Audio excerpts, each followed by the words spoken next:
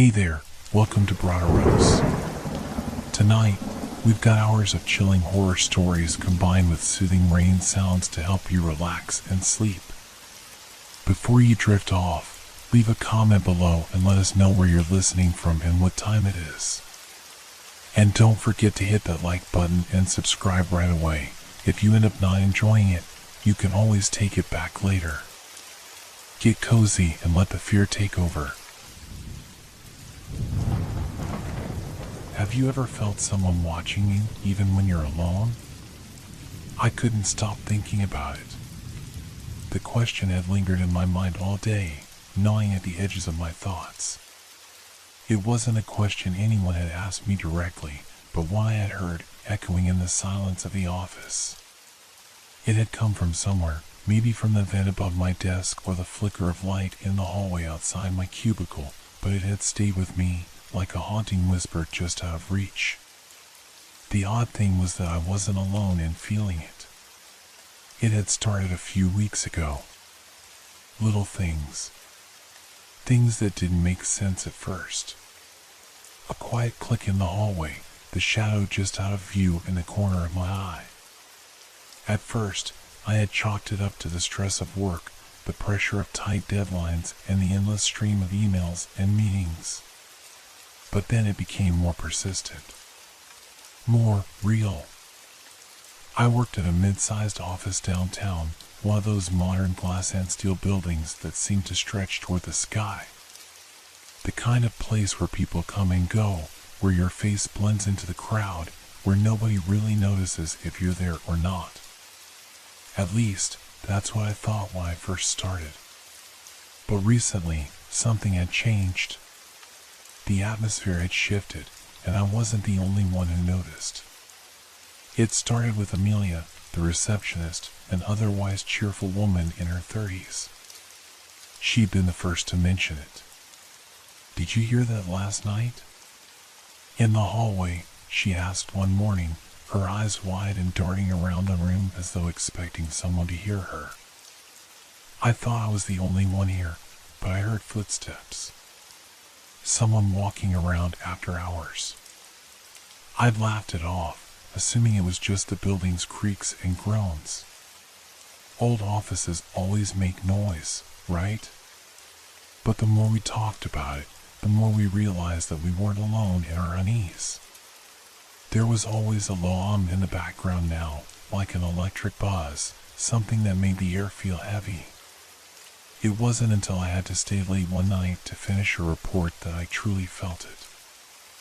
I was alone in the office, the fluorescent lights buzzing overhead, casting long shadows across the desks. It was well past the time everyone else had left, and the building felt different, emptier.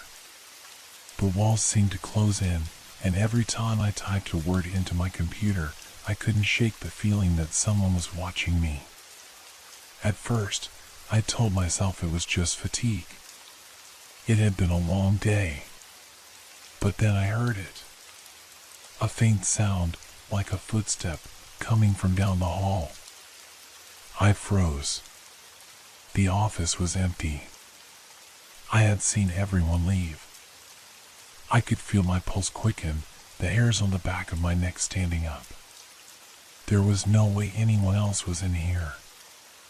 I told myself it was just the building settling, the air conditioning kicking on, or perhaps the sound of pipes running. But it didn't stop. The footsteps continued, slow and deliberate. Step by step, growing louder, until I felt as though the very walls of the office were pressing in on me. I stood up, instinctively grabbing my phone, my heart racing in my chest. "Who's there?" I called out, my voice shaking more than I cared to admit. No response. Another step. Closer. I backed away from my desk, my hands clammy, my breath coming in shallow gasps. I couldn't see anyone, couldn't hear anything except the steady rhythm of those footsteps. They were too real, too close. My mind screamed at me to leave, but my feet wouldn't move. I stood there, frozen in place, waiting for the inevitable. But then, just as quickly as it had started, the footsteps stopped. Silence. I swallowed hard, my mind racing. What the hell was going on? I didn't want to be here anymore. I didn't want to stay. But my body refused to listen to the voice inside my head screaming to leave. I slowly gathered my things, keeping my eyes glued to the empty hallway outside. I could feel the tension in the air, like the building itself was holding its breath, waiting for something. Something that was about to happen. As I stepped out into the hallway, the hairs on the back of my neck prickled once more. The building was eerily still, quieter than I had ever remembered it being. It was as if the usual hum of activity had been snuffed out entirely. But then, a flicker of movement at the end of the hall caught my eye. A shadow. A shape. It was long and thin, stretching unnaturally across the floor, twisting in ways that shadows shouldn't. My heart skipped a beat, and I froze, unable to move. I thought I saw it, just for a second, a figure in the darkness. It was too far away to make out clearly, but it was there. I could feel it. Something in me urged me to run, but I couldn't tear my eyes away. The shadows seemed to pull at the corners of my vision, beckoning me toward it, like a whisper at the edge of my hearing. Then, just as quickly as it had appeared, it was gone. I rushed out of the office, my footsteps echoing in the empty hallway as I hurried to the elevators, too frightened to look back. I couldn't shake the feeling that something was following me, waiting for the moment I let my guard down. That night, as I lay in bed, I couldn't stop thinking about it. I was terrified, not just by what I had seen, but by what I hadn't. What if the shadow wasn't just in the hallway? What if it had been there all along, watching us, watching me, waiting for its chance? And then it hit me. I wasn't the only one who had started feeling it. There was a pattern. Amelia had mentioned hearing the footsteps when she was alone, but she wasn't the only one. Carl, one of the engineers, had also talked about hearing strange noises when working late.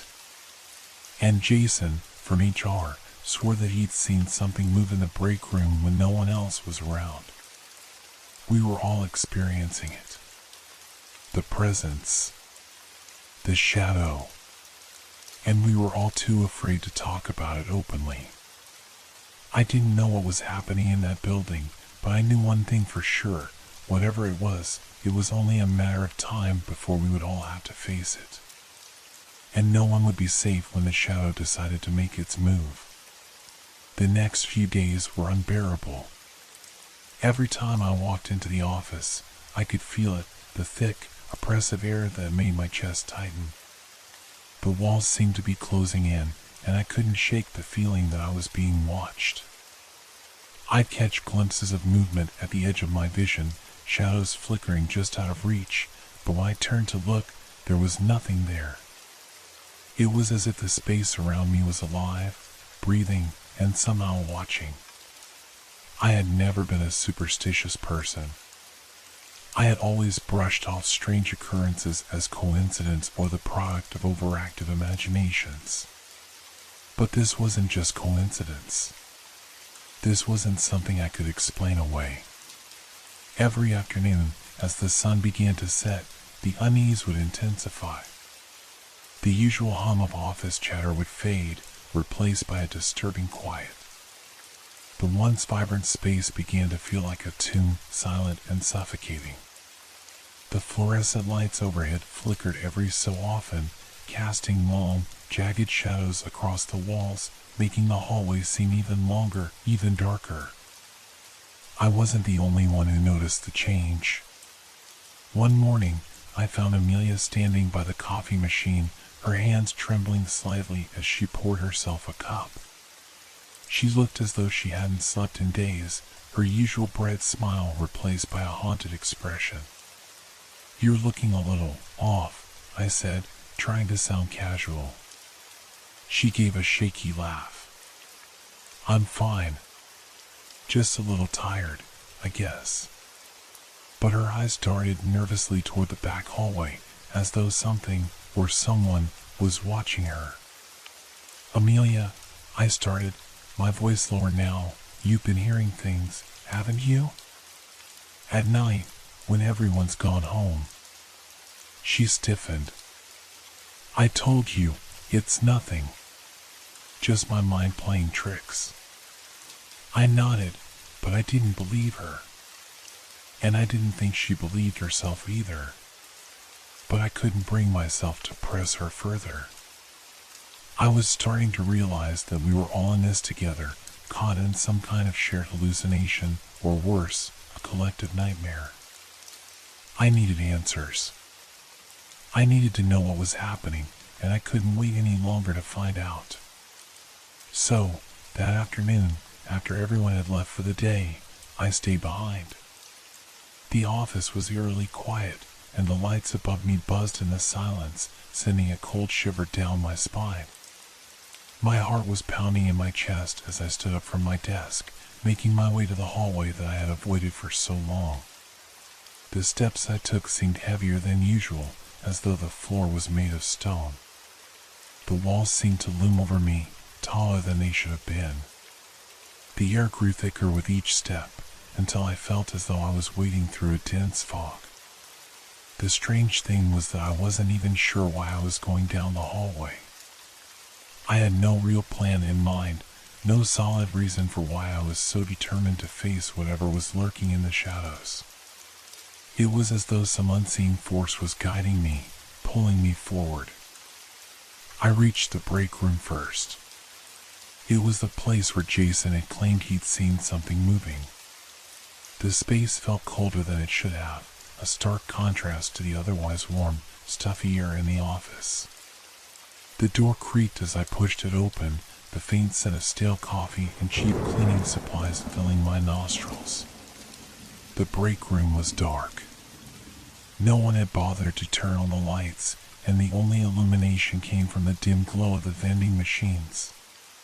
The fluorescent lights flickered overhead, casting strange, jagged shadows across the room. It felt wrong. I stepped further inside, my senses on high alert. I glanced over at the counter where the coffee pot usually sat, but it was empty, and the counters were spotless, far too clean for a place that was used so frequently. And then I heard it. A low whisper. It was faint, barely audible, but it came from somewhere behind me. I spun around, my heart racing. The room was empty. Still. But the air had changed. It felt colder. And then, just as I was about to leave, I saw it. A shadow. A dark, shapeless mass, moving along the wall at the far end of the room. I froze. My breath caught in my throat, and I could feel the blood drain from my face. The shadow shifted unnaturally, growing larger, stretching along the wall. For a moment, it seemed to have a shape, something familiar, like the outline of a person. But the longer I stared at it, the more it seemed to distort, bending and stretching in ways that didn't make sense. The whisper came again, this time louder. Closer. I ran. My footsteps echoed down the hallway, faster and faster, my heart hammering in my chest. I didn't stop to look behind me. I didn't want to know what was following me. I crashed through the door to the office, slamming it behind me and locking it shut. The quiet, suffocating air of the hallway was replaced by the oppressive hum of the fluorescent lights. But I was still shaking, my breath ragged, my hands slick with sweat. What had I just seen? What was that thing in the break room? I could still hear it in my mind, the whisper. The shadow. The feeling of something that wasn't quite right. I wasn't alone in this. I knew it now. And whatever it wasn't going to leave until it had us all. The others had to know. I couldn't keep this to myself any longer. The shadow was real, and it was growing stronger, creeping closer. But as I turned to leave the office, I saw something I hadn't noticed before, a note on my desk, handwritten in a hurried, frantic scrawl. "You're not the only one who sees it." The words sent a chill through me. Who else knew? Who else had been watching? I didn't know, but I was about to find out. I stood there, frozen, staring at the note. My breath caught in my throat, and for a moment, everything around me seemed to blur. The noise of the office, the hum of the air conditioning, the buzz of the fluorescent lights faded into nothing. All I could hear was the pounding of my own heart. "You're not the only one who sees it." The words felt like an electric shock, jolting me out of my dazed state. Who had written this? Was it someone who knew what was happening? Had they been watching me too? The thought made my skin crawl. I quickly looked around the room, half expecting to see someone lurking in the shadows, but the office was empty. The desks, each cluttered with papers, empty coffee mugs, and forgotten files, looked lifeless and still. I was alone. I walked over to the desk slowly, trying not to let my hands shake as I reached for the note. It was written hastily, as if the writer had been in a hurry, desperate to get something down before it was too late. The ink had smudged slightly in places, making the words seem even more frantic. I needed to know who had left it. But the more I thought about it, the more I realized that it didn't matter who had written it. What mattered was the message. It was clear now that I wasn't imagining things. Whatever was in this building wasn't just some figment of my imagination. Someone else had seen it too. And if we were all seeing the same thing, then we were all part of this nightmare. The air in the office felt heavier now, the silence thick and suffocating. The low hum of the fluorescent lights seemed to vibrate under my skin, amplifying the tension building in the pit of my stomach. I had to get out of here, but as I turned to leave, a sudden noise made me freeze in place. A door creaked. I spun around, heart racing. The hallway was still empty. No one was there. The building was supposed to be empty. Everyone else had gone home hours ago. And yet, something was moving, shifting, in the shadows. It was almost imperceptible at first, just the faintest disturbance in the darkness. Then, I saw it, a figure, tall and thin, just at the far end of the hallway. The lights flickered, casting long, jagged shadows that made the figure appear to move in and out of view. I couldn't make out any details, but I could feel its presence, like a weight pressing down on me, suffocating and unnatural. I took a step back, my pulse quickening. There was no way I was going anywhere near that thing. I was trapped in this building, alone, with something I couldn't explain, and there was no one around to help me. No one would believe me. I turned toward the elevator, the hope of escape making me move faster. My feet echoed in the hall, each step louder than the last, and I felt a terrible awareness wash over me. The presence in the hallway seemed to shift, its attention moving from the shadows to me. I could feel it watching, studying me. I glanced back just once, and that's when I saw it. The figure was closer now.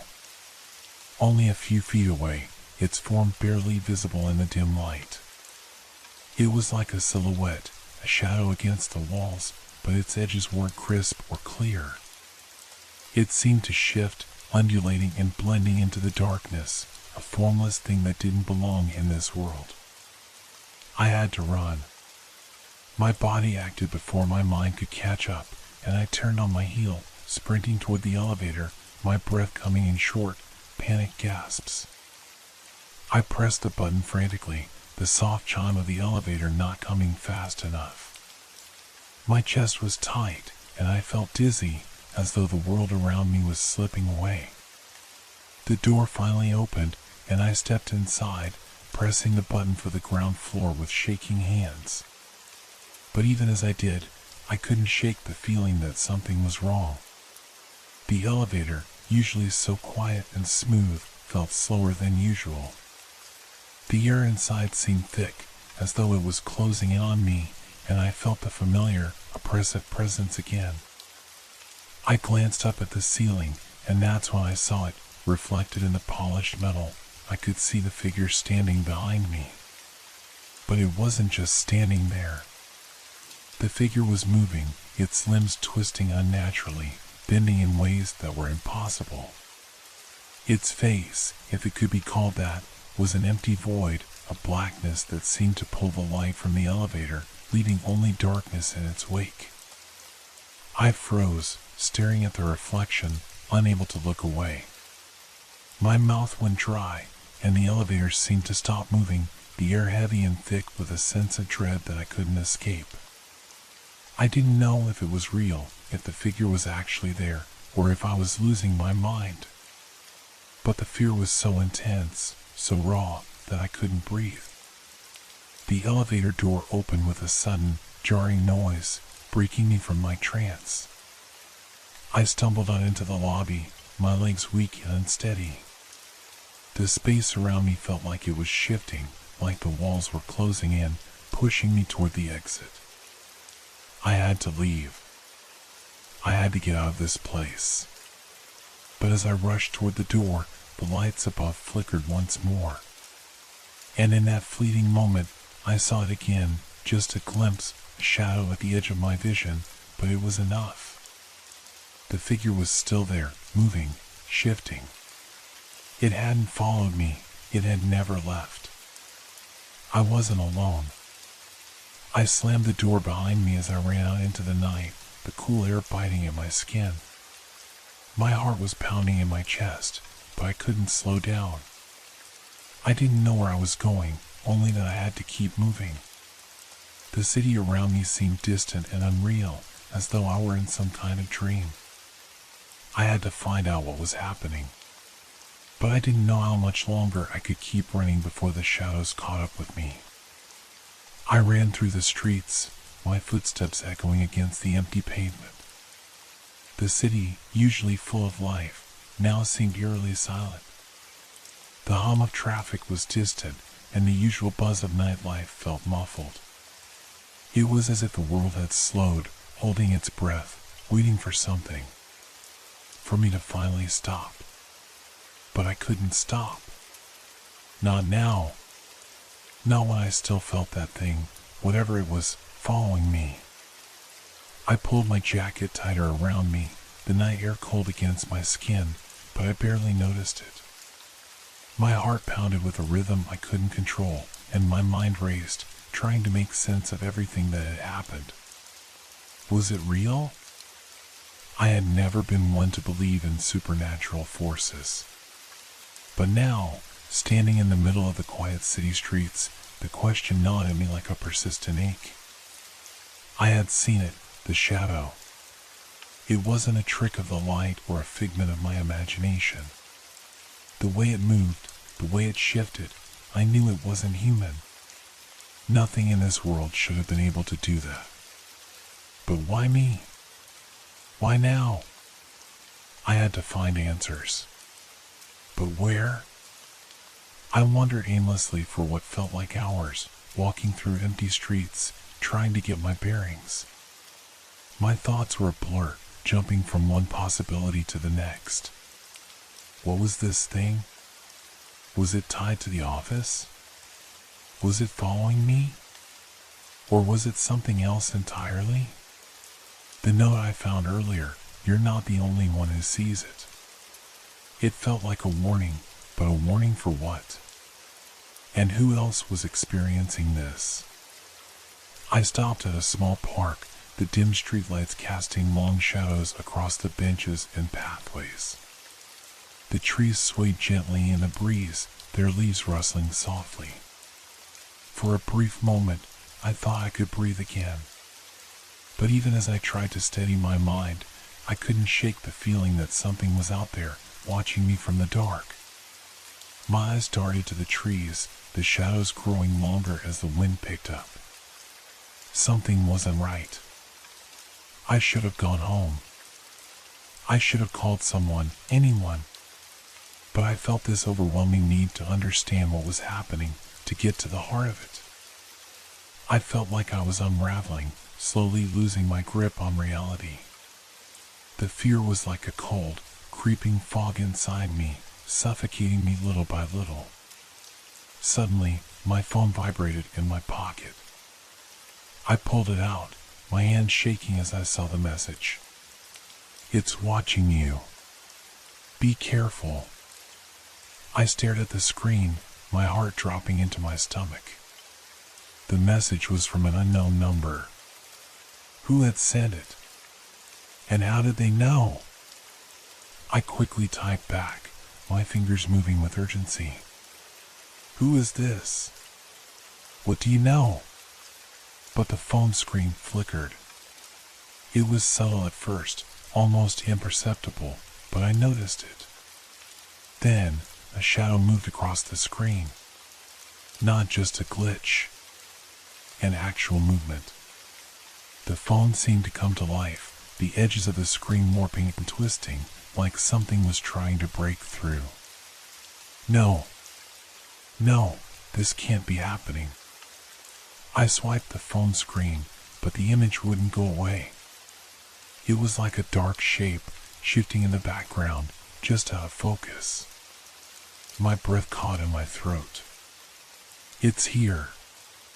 A strange, metallic sound filled the air, like something scraping against metal. It was low, almost a whisper, but it felt like it was inside my head. I turned around quickly, my eyes scanning the empty park, but there was nothing. Just the trees, the benches, the quiet stillness of the night. My mind raced, but I couldn't make sense of it. Was I losing my mind? Then the phone buzzed again.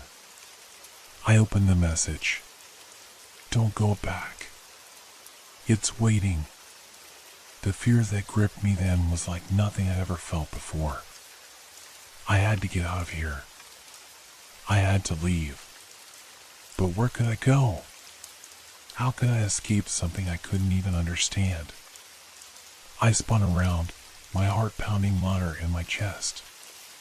The night air felt suffocating now, like I couldn't get enough oxygen. I couldn't breathe. I had to get away. I stumbled toward the exit of the park, trying to force my legs to move faster, but it was like something was holding me back. A weight in my chest, dragging me down. I heard footsteps behind me.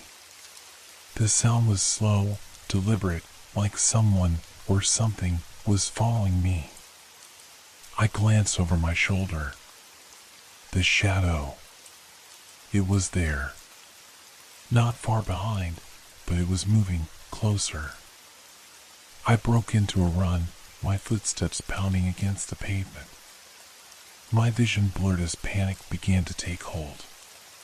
The shadow in my periphery shifted with me, its shape flowing with unnatural fluidity, its presence relentless. I could hear it now, the soft whispers. They were coming from all around me, in the wind, in the ground beneath my feet, in my own thoughts. It knows you. It's always known you. The whispers grew louder, almost deafening, and I wanted to scream, but I couldn't. The words tangled in my throat. The fear. The shadows. The invisible force. It was too much. I didn't know where I was going. I didn't know how I ended up here, running for my life through empty streets with no one to turn to. But all I knew was that I couldn't stop. I reached the corner of the street, gasping for air, but when I looked back, the shadow was gone. There was no one behind me. No footsteps. No whispering. just the empty streets. I couldn't explain it. I didn't know if it had ever been real. But I knew one thing for certain: whatever it wasn't done with me. It was just waiting. I couldn't stay on the streets any longer. My breath was shallow, my hands trembling from the adrenaline that had coursed through my body. The darkness, the silence, the oppressive weight of something watching me, it all felt too real to ignore.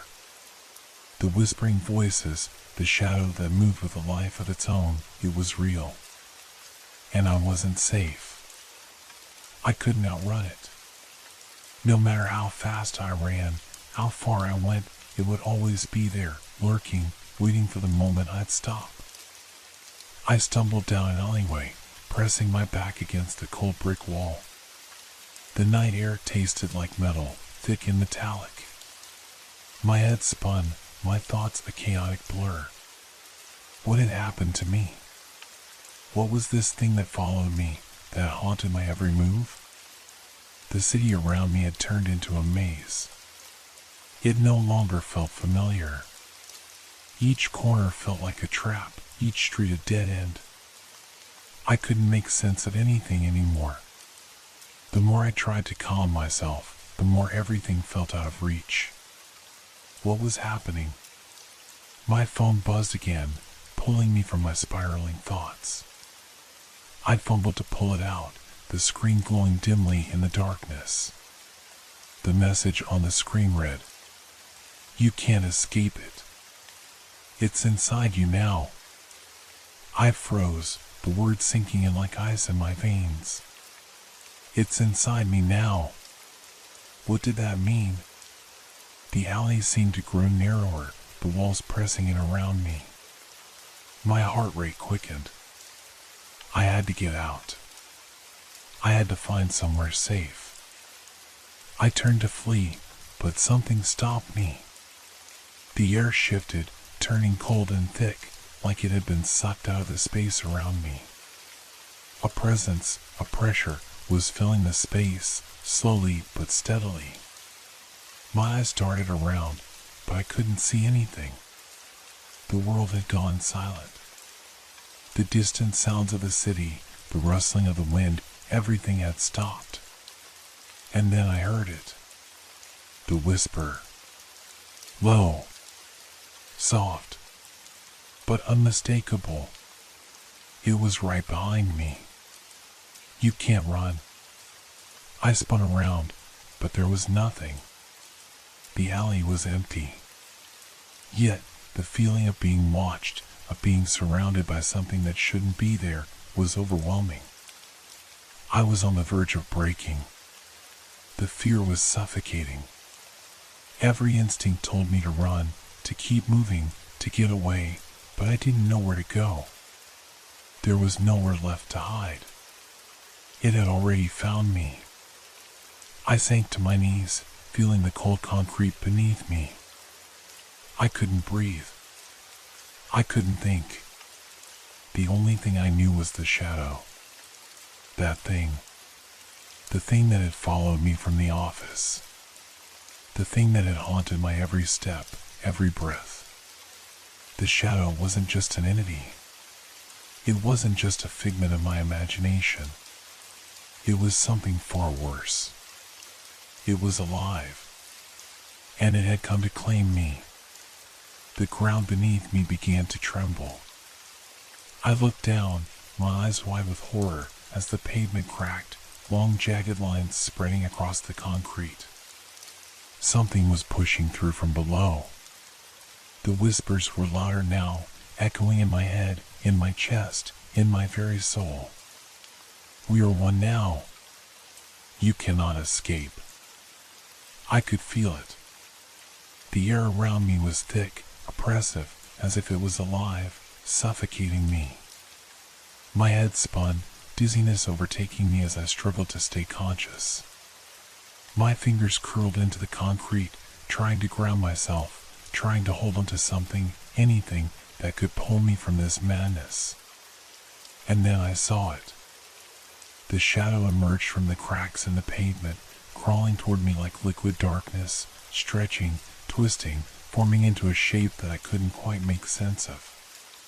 It was both formless and yet there, an ever-changing silhouette of blackness.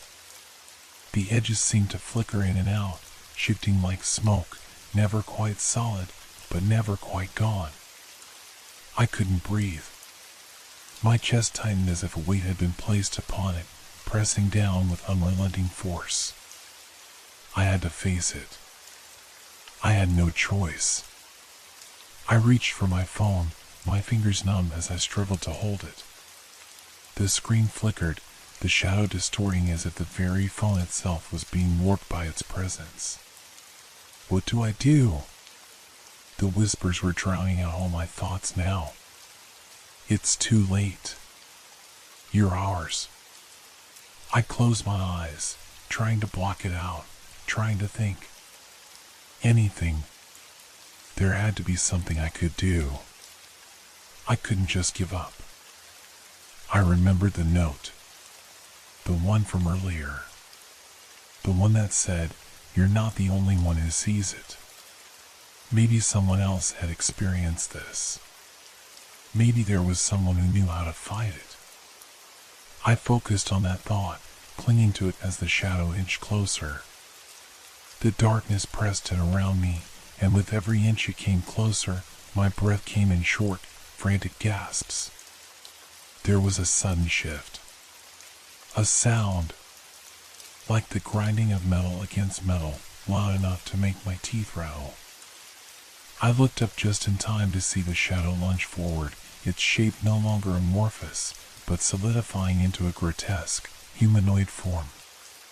Its face, if it could be called a face, was a blur of darkness, eyes hollow, staring directly at me. I screamed, a raw, animalistic sound, and tried to scramble backward, but the world had turned to quicksand. I couldn't move fast enough. The shadow reached out toward me, its hand elongated, bony fingers brushing against my skin. It's over. But as its fingers made contact with my skin, a strange thing happened. The world around me shifted. The street, the buildings, the cracks in the pavement, all of it blurred and rippled, like a film reel catching fire. The shadow hesitated. I blinked, confused, but I suddenly felt something break within me. A surge of power, of anger. I won't be claimed by this thing. I won't. The shadow recoiled. For a moment, I thought I saw fear flicker in its empty eyes. And that was all I needed. I stood up, pushing against the weight of its presence, focusing all my energy into one thought: get away from me. The shadow screeched, a sound like thousands of voices wailing in unison before it dissolved into the air, the dark tendrils vanishing as quickly as they had come. The ground stopped shaking. The whispers faded. I stood there, gasping for air, trembling from the effort, but I had done it. For now, at least. The street was silent again, still, as if nothing had ever happened. But I knew better. I had faced it, and for now, I had won. But deep down, I knew this wasn't over. The shadow would return. It always did. And next time, it might not let me escape.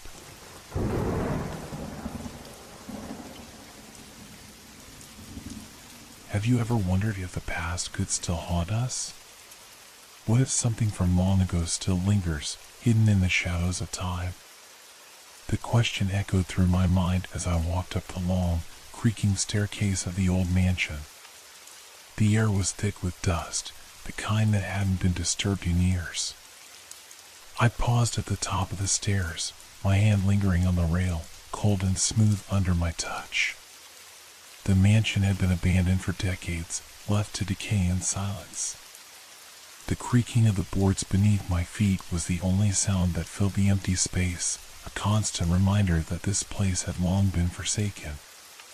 But not for long. I had been invited here, at least, That's what I had convinced myself. The invitation had come anonymously, like a letter from the past, and it spoke of a discovery of something hidden deep within the heart of this place. A secret. A mystery waiting to be uncovered.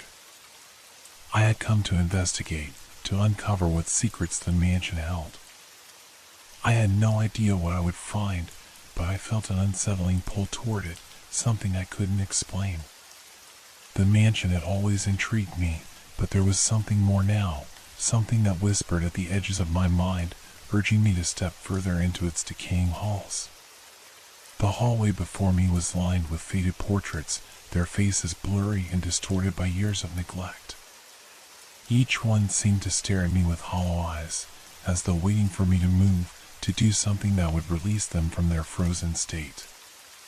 A low hum filled the air, like the mansion itself was alive, holding its breath. I could feel it now, the first stirrings of something not quite right. A heaviness in the air, an oppressive weight that made my skin prickle. I could almost hear the soft murmur of voices, though I knew there was no one here. The place was as empty as it appeared, yet it didn't feel empty. It felt watched.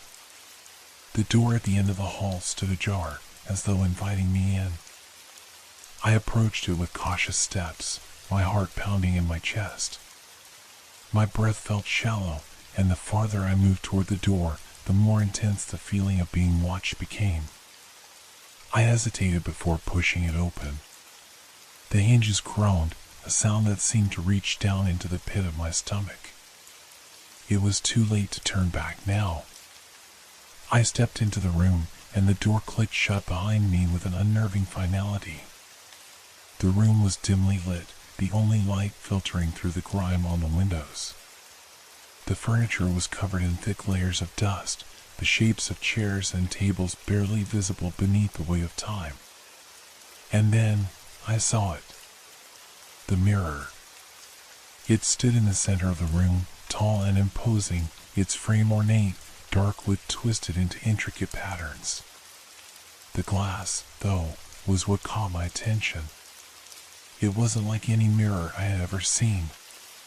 The surface was not reflective, but seemed to shimmer with an unnatural light, as if it held something within it. Something alive. I could feel the pull of it, as though the mirror itself was calling me closer. My hands trembled as I reached toward it, every instinct telling me to stop, to turn around and leave. But I couldn't. I had to know what it was. I had to look. I stared into the glass, my reflection distorting in the shimmering surface.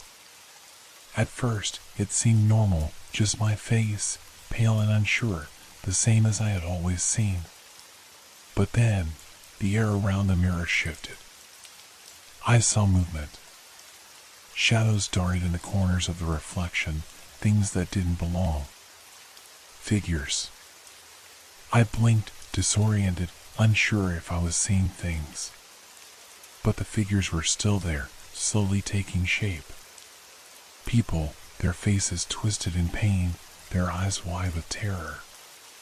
The scene seemed to unfold before me, like a dark and twisted vision from the past. I could feel their sorrow, their anger, their fear. It was overwhelming. The figures began to move toward me.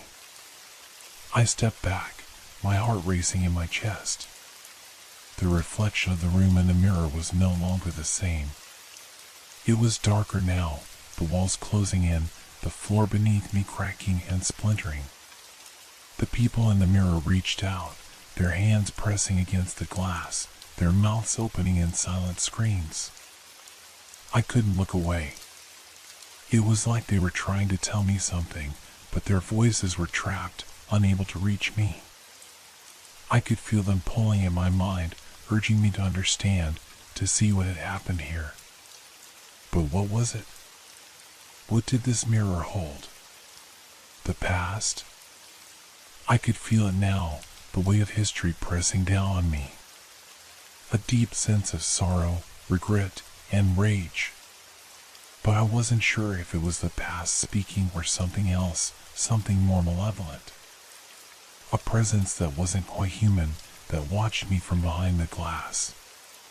The figures in the mirror shifted again, and for a brief moment, I saw something more, a flash of a face, a woman's face, her eyes wide with terror. She reached out, her hand scraping against the glass as if trying to break free. And then, as quickly as it had come, the image was gone. The room grew colder. My breath came out in short, panic bursts. The whispering voices filled my ears, growing louder and louder until it felt like my mind would shatter from the sheer force of them. I stumbled back, my hands gripping the edge of a table for support. I couldn't tear my eyes away from the mirror, even as the terror grew inside me. I could feel the figures pressing closer, could feel the darkness reaching toward me, trying to pull me into it. Suddenly, the door behind me slammed open, and I whipped around, my heart racing. But there was nothing. No one. And then, the mirror spoke. In a voice that was both far away and right beside me, it whispered, "You should never have looked." The words sent a jolt through my body, freezing me in place. I had to get out. But I couldn't. The mirror had me.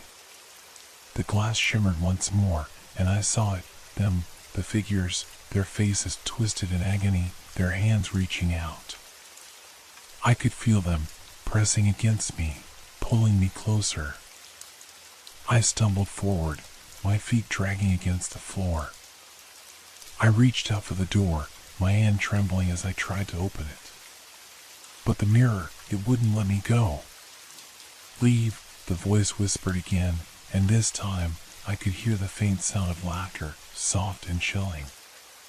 The figures in the mirror were closing in, their hands outstretched, their faces twisted in agony. And then the glass shattered. The room went dark. I woke with a start, my heart pounding in my chest. My breath came in short, desperate gasps as if I had been running, though I hadn't moved an inch.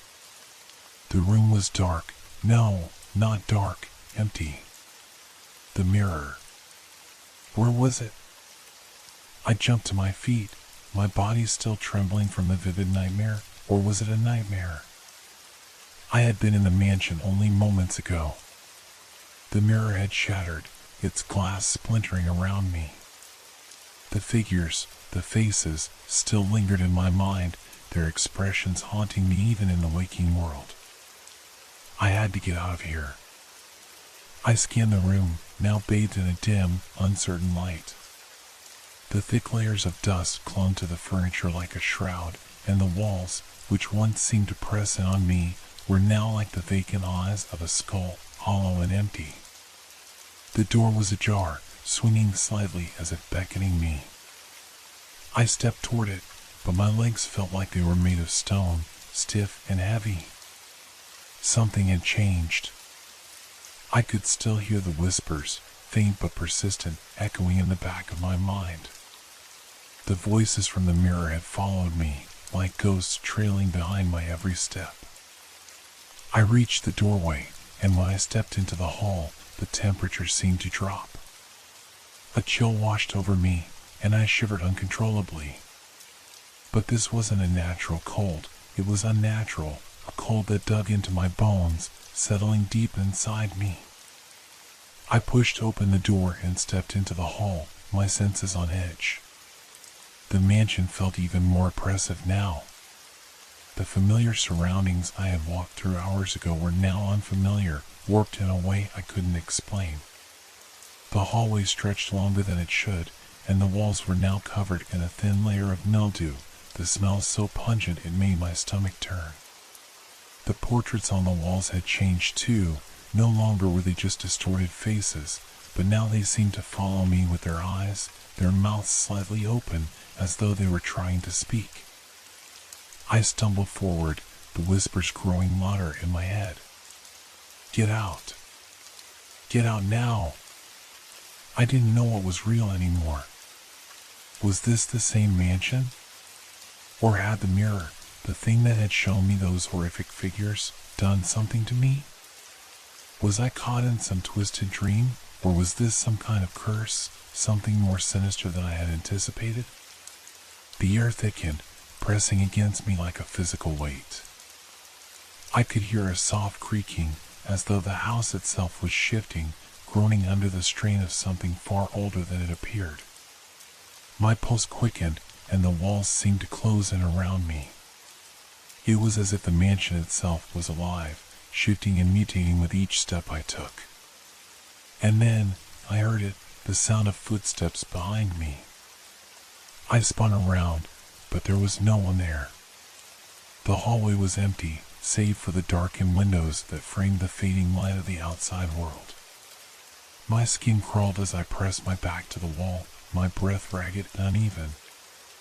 I knew something was wrong, knew that whatever had been unleashed by the mirror was still here, in this house, lurking just out of sight.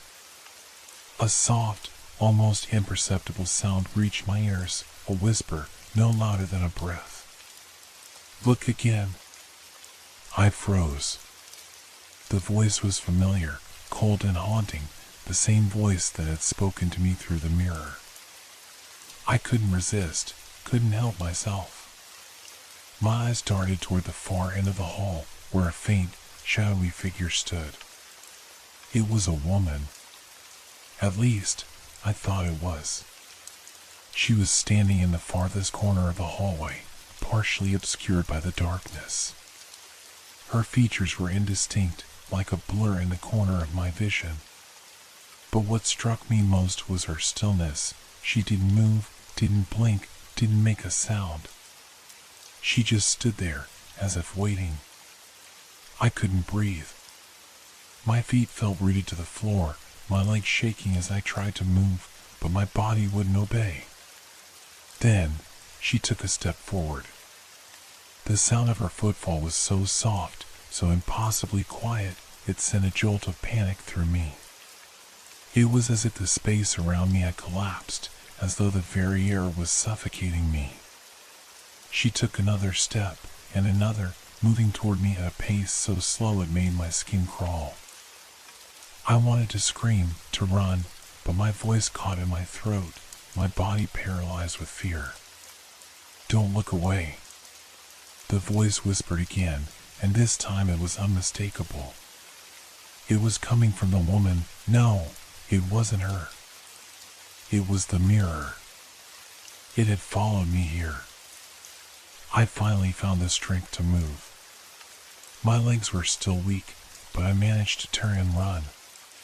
My footfalls echoed down the hallway, but they didn't sound right, too loud, too frantic.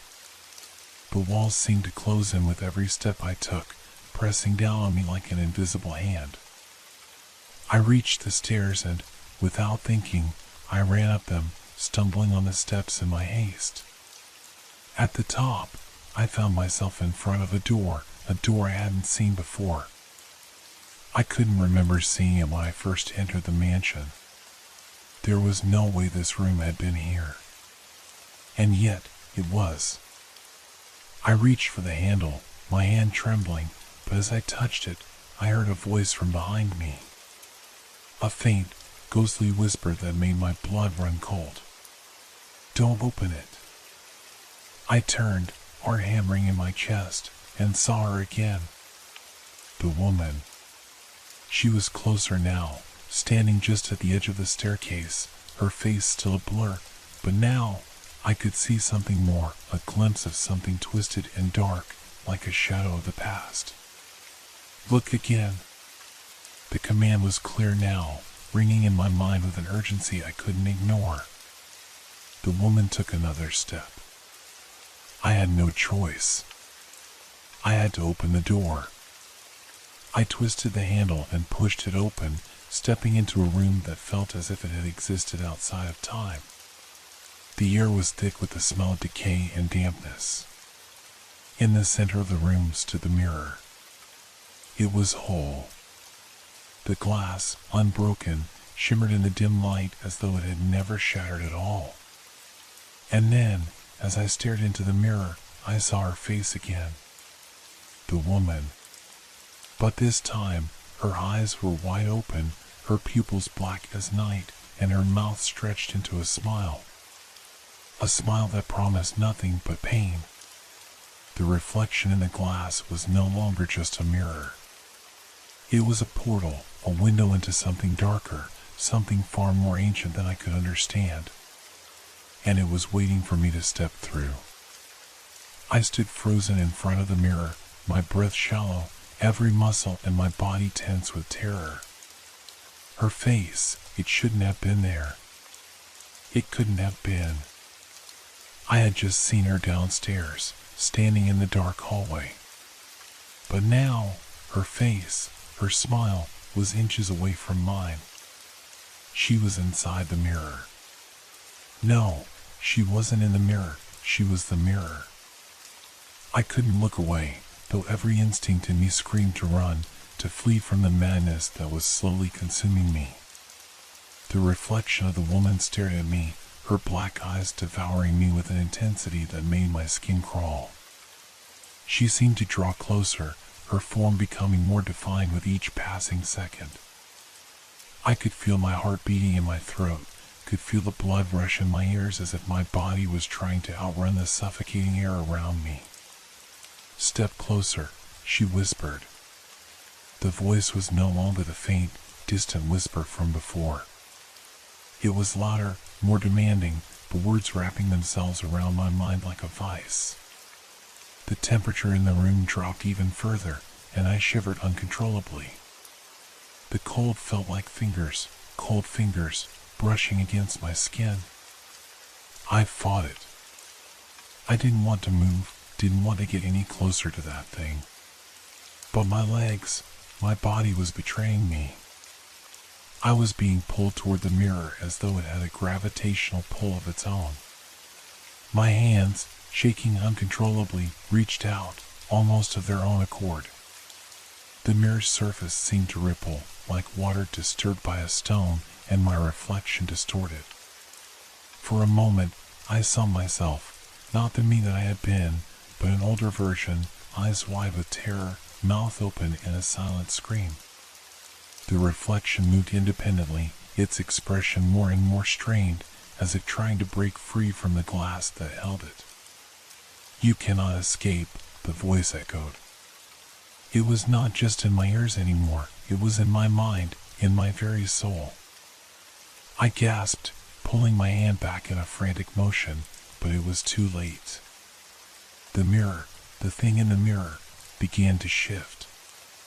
A crack appeared along the surface, a thin line that snaked its way across the glass. My heart skipped a beat. I stepped back, stumbling away from the mirror, my feet tripping over the cold stone floor. The reflection of the woman flickered, her smile growing wider until it seemed to stretch unnaturally, distorting her features beyond recognition. The crack in the mirror widened, splintering across the surface, and the room seemed to warp with it. The walls, now bent and twisted, seemed to pulse, as if alive. I could feel the weight of the house pressing down on me, suffocating me with its ancient presence. Every step I took was met with the sensation that the ground was giving way beneath me, pulling me deeper into the darkness of the mansion. "Get out." The whisper was more urgent now, sharper, like a blade scraping against bone. It was the voice of a woman, but it no longer sounded like her, it sounded like something far older, far darker. I turned, my hands trembling, searching for an escape. The door was still open. The hallway beckoned me, but it felt so distant, so far away. But the mirror, the thing in the mirror, did not let go. The reflection of the woman began to step out of the glass. Her foot touched the floor, and the air around me seemed to ripple like a curtain being pulled aside. The walls groaned, the floorboards creaked, and I felt as if the house itself was breathing, expanding and contracting, drawing in the darkness that was spilling from the mirror. Her form, so unnatural, was fully out now, stepping slowly, deliberately, as if she were savoring every moment. Her eyes remained locked on me, her smile twisted with malice. The air grew heavier with every movement she made. She was walking toward me, but it was as though time itself was slowing down. Each step felt like an eternity, and the space between us was narrowing with terrifying precision. I had to move. I had to get out.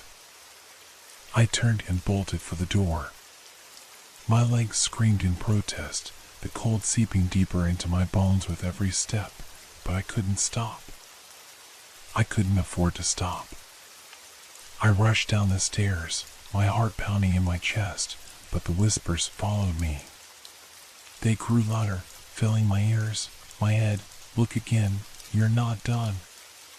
The voice was so clear now, so sharp, it felt like it was inside me. I couldn't block it out. The house seemed to warp around me, the floor cracking beneath my feet as I reached the bottom of the stairs. I stumbled into the hallway again, but it was no longer the familiar hallway I had walked through earlier. The air was thick, choked with an oppressive, suffocating darkness. The walls seemed to bend toward me, their surfaces distorted and unsettling. The floor, once solid, felt soft, spongy, as though I were walking through wet sand. And then I heard it, faint at first, but growing louder. The sound of footsteps. Slow. Deliberate. It was her. She was coming. I didn't dare look behind me. The whispering was all around me now, the words indistinguishable but filled with an ancient hunger, an insatiable need for something I couldn't understand. I turned the corner, rushing toward the back door, the only escape I could see. The handle was cold under my fingers, icy, as if the outside world were just as cursed as the mansion. I threw open the door, but the world outside was not what I had expected. The garden was there, the same as it had always been, but the trees, they were wrong. Their trunks were twisted, their branches bent in unnatural angles, and their leaves were black, like charred remnants of a fire. The sky above was a sickly shade of gray, swirling like a storm, and the air was thick with a kind of fog. No, it wasn't fog. It was smoke. The world was choking. I didn't stop. I ran into the garden, my feet sinking into the damp earth, but the further I went, the more the world around me seemed to shift. The house behind me was no longer just a house, it was a thing, a grotesque creature that stretched high into the sky, its walls rippling like the surface of water disturbed by a stone. The whispers were louder now, as if the mansion itself were calling to me, pulling me back into its grasp. I stumbled and fell, my palms scraping against the cold earth, but I couldn't stop. I had to escape. I had to get away from the house, from the mirror, from her. But as I tried to push myself up, I saw it. In the distance. The mirror. It stood there in the center of the garden, reflecting not the dark, decaying landscape, but a pristine version of the mansion. It was perfect, untouched by time or decay. And standing in front of it was the woman. She was waiting. She was waiting for me. I couldn't breathe. The weight of the garden, the smell of decay and earth, all seemed to fade into nothingness as the mirror, that cursed mirror, pulled me in. It was as if it had always been there, hidden in plain sight, waiting for me to find it. And now that I had, there was no escaping the pull.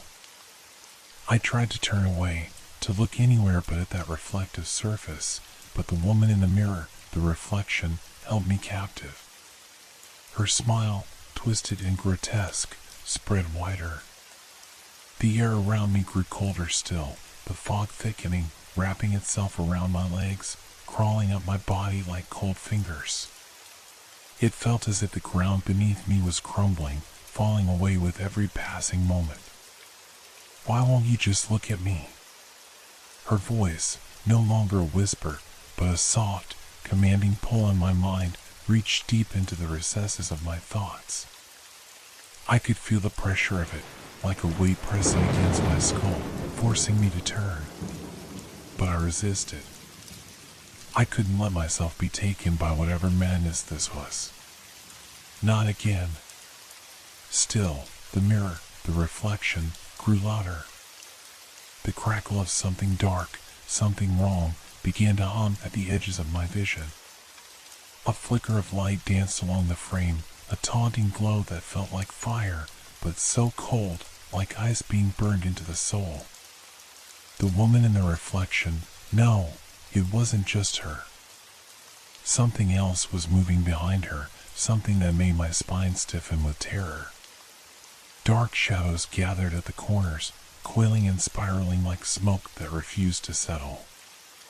A face I didn't recognize, flashed in the glass for an instant before vanishing again. It was twisted, disfigured, with hollow eyes and a mouth stretched too wide. I tried to scream, but the sound was swallowed by the cold, thick air around me. Look closer, the voice purred. Don't be afraid, come closer. You're just like us. Just like all of them. I couldn't make sense of the words. All of them? A deep, nauseating feeling settled in my stomach. I took a step backward, the fog swirling at my feet, but with every step I took, the reflection in the mirror seemed to reach farther out into the garden. The dark shadows, those faces, were pressing against the glass now, their twisted features warped and distorted by the unnatural light of the mirror. It was as if they were struggling to get out, to break free from the prison of the glass. No, you have to, I thought, trying to force my legs to move faster. But I couldn't leave. The pull was too strong. My body betrayed me again. It was as if the mirror was controlling me, shaping my thoughts, my movements, my very will. With trembling hands, I reached out once again. It wasn't me. It wasn't my decision. It couldn't have been. But my fingers brushed against the cold, smooth surface. And then, the world shattered. The moment my skin made contact, the air split. The ground trembled beneath me, and the garden twisted and distorted in a violent rush. The mirror began to pulse with a sickly, unnatural glow. The woman's reflection stretched out from the surface, her body twisting and warping as though she were being pulled from another realm, her form breaking apart and remaking itself. Her face, no, not her face anymore, became something darker, an amalgamation of shapes that no longer resembled anything human. My body jerked forward as though the mirror were pulling me in, dragging me toward it. I tried to resist, but it was useless. My vision blurred. The garden around me bent and shifted in an unholy dance, each step I took drawing me closer to the abyss. I tried to look away, but the pull was undeniable. The world around me seemed to evaporate into a black void. The ground beneath my feet was gone, and I was falling. Falling through the mirror, through time, through space. And then, darkness. Darkness. The cold of the stone floor beneath my hands was the first thing I registered. My breath was ragged, my heart pounding in my chest as I slowly pushed myself up. The familiar scent of wood, of dust, surrounded me, and I realized I was inside the house. The mirror had transported me back into the mansion. But everything was different. Wrong. Twisted. The walls loomed taller than before, their surfaces pulsing with a soft, unsettling glow. The hallway stretched farther, bending at odd angles. It felt like a maze, a labyrinth with no way out. I wasn't alone. The shadows that had followed me from the garden seemed to have come alive, their shapes flickering and shifting in the corners of the room. The temperature had dropped again, and with it, the whispers returned. Soft at first, but building in intensity. They came from everywhere, behind the walls, beneath the floorboards, from the corners of the ceiling. I couldn't understand them. They were fragments of conversations, voices that didn't belong to anyone, speaking in broken sentences. But they weren't just voices, they were thoughts, memories, fragments of lives long gone. I stumbled down the hallway, my eyes darting around the unfamiliar space. The house, no, this place, was alive, pulsing with a sinister energy. The floorboards creaked beneath my feet, the walls groaned as though they were shifting with each passing moment. I turned a corner, only to be faced with a closed door that hadn't been there before. The whispers grew louder. I reached for the doorknob, my hand trembling, and then the door opened on its own. The room was dim, lit only by the faint flicker of candlelight. A large, heavy chair sat in the center, its back facing me. The air was thick with dust, and the smell of mildew hung in the stale air. But it was the silence, the unnatural, suffocating silence, that caught my attention. I stepped inside, my heart racing, and the door clicked shut behind me with a sound too final to ignore. And then I heard it. The unmistakable sound of breathing. Soft. Slow. Deep. I wasn't alone. And when the chair slowly began to turn, I knew I had walked into something far darker than I had ever imagined. A figure sat before me, its face obscured by shadows. I couldn't make out any features, only the sharp outlines of a figure draped in dark robes. "Do you know what you've done?" a low, gravelly voice asked. I froze. My throat tightened. The voice, it was familiar. But no, it couldn't be. The figure in the chair shifted slightly, its head tilting to one side. "You've come for it, haven't you?" The voice grew softer, and in the dim light, I could swear I saw the faintest trace of a smile. And that smile, it was mine. The room felt smaller now. The walls seemed to close in, the flickering candlelight casting grotesque, dancing shadows on the walls. My heartbeat thudded in my ears, drowning out all other sound. The figure in the chair was silent, but the air around it seemed to vibrate with a deep, unnatural hum. It was as though the room itself was holding its breath, waiting for something, or perhaps for me. My legs felt like lead as I took a hesitant step back, but the moment my foot moved, the air shifted. It wasn't just a breeze, it was a force, subtle yet suffocating. The door behind me was gone, vanished, and I felt my pulse quicken. The room felt like a trap. No escape. No way out. The figure's voice, low, cold, and oddly familiar, pierced the silence again. "You don't recognize me, do you?" it asked, its tone laced with mockery. My throat was dry, words stuck like stones in my mouth. Who are you?" The question sounded weak, trembling even in my own ears. There was a slight chuckle from the figure. "You've seen me before. You've felt me. I am not just here in this room, I am part of you, part of what you've become." A cold shiver ran down my spine, and I took another step back, but there was nowhere to go. I was cornered. The air itself seemed to turn against me, thick and oppressive. The figure leaned forward, its form becoming clearer. The robes it wore shifted in the candlelight, billowing like smoke. And as it leaned closer, I could finally see its face, familiar and alien at once. It was my face. But not entirely. It was distorted, twisted with lines of age and sorrow, eyes hollowed out with something dark and ancient. The smile, too, was mine, but it was stretched too wide, an unnatural grin that reached the edges of its face. No, no, this isn't real, I whispered, my voice barely audible. The figure's smile widened, the darkness in its eyes deepening. This is very real, just like you. You've already seen it in the mirror, haven't you?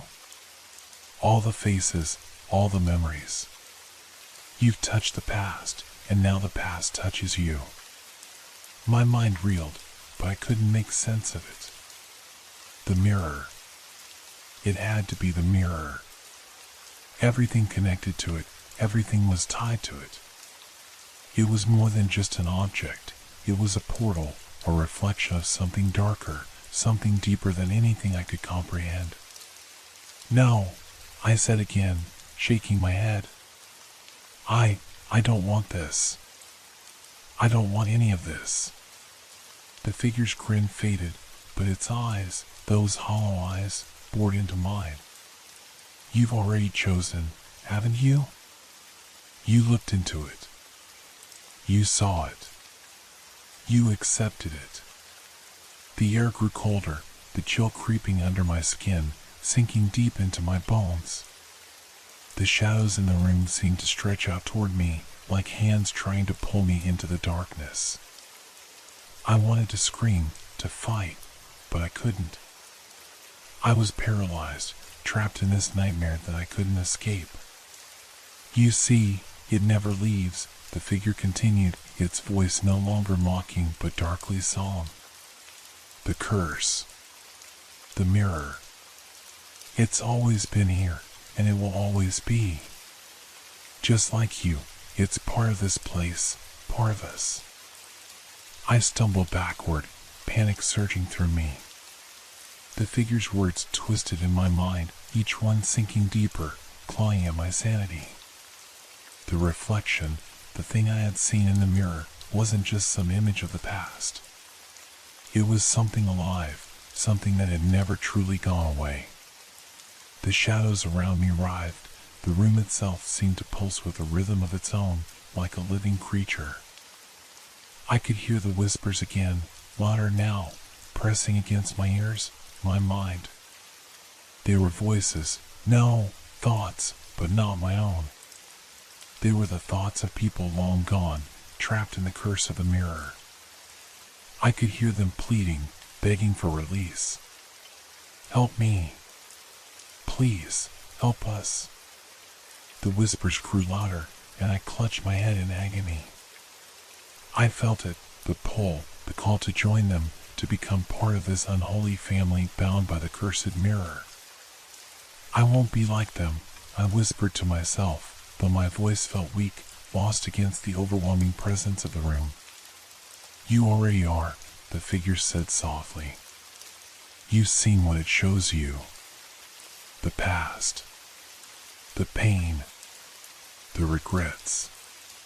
Now you're part of it, whether you want to be or not. The figure slowly stood, its movement fluid and unnatural. It stepped forward, its presence oppressive, like a shadow that engulfed everything in its path. And as it drew closer, the air grew colder still, the temperature plummeting until I could see my breath in front of me, visible in the icy air. I looked down, and the floor had begun to crack, dark fissures spreading outward like veins.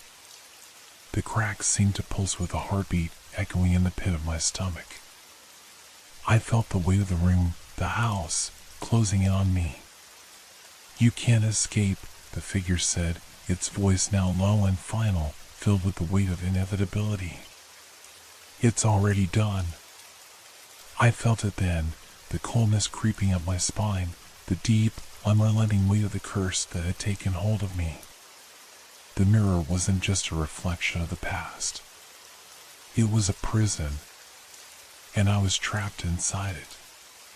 The memories, the faces, everything that had once been separate now twisted together, overlapping, until I couldn't tell where I ended and they began.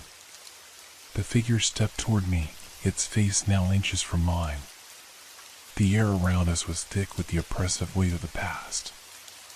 Your time has come, it whispered, its breath cold against my skin. And then everything went black. I woke up with a jolt, gasping for air. My heart pounded in my chest, and my hands trembled uncontrollably. I was back in the mansion, standing in the same hallway. The air felt thick, oppressive, but there was no sign of the figure, no mirror.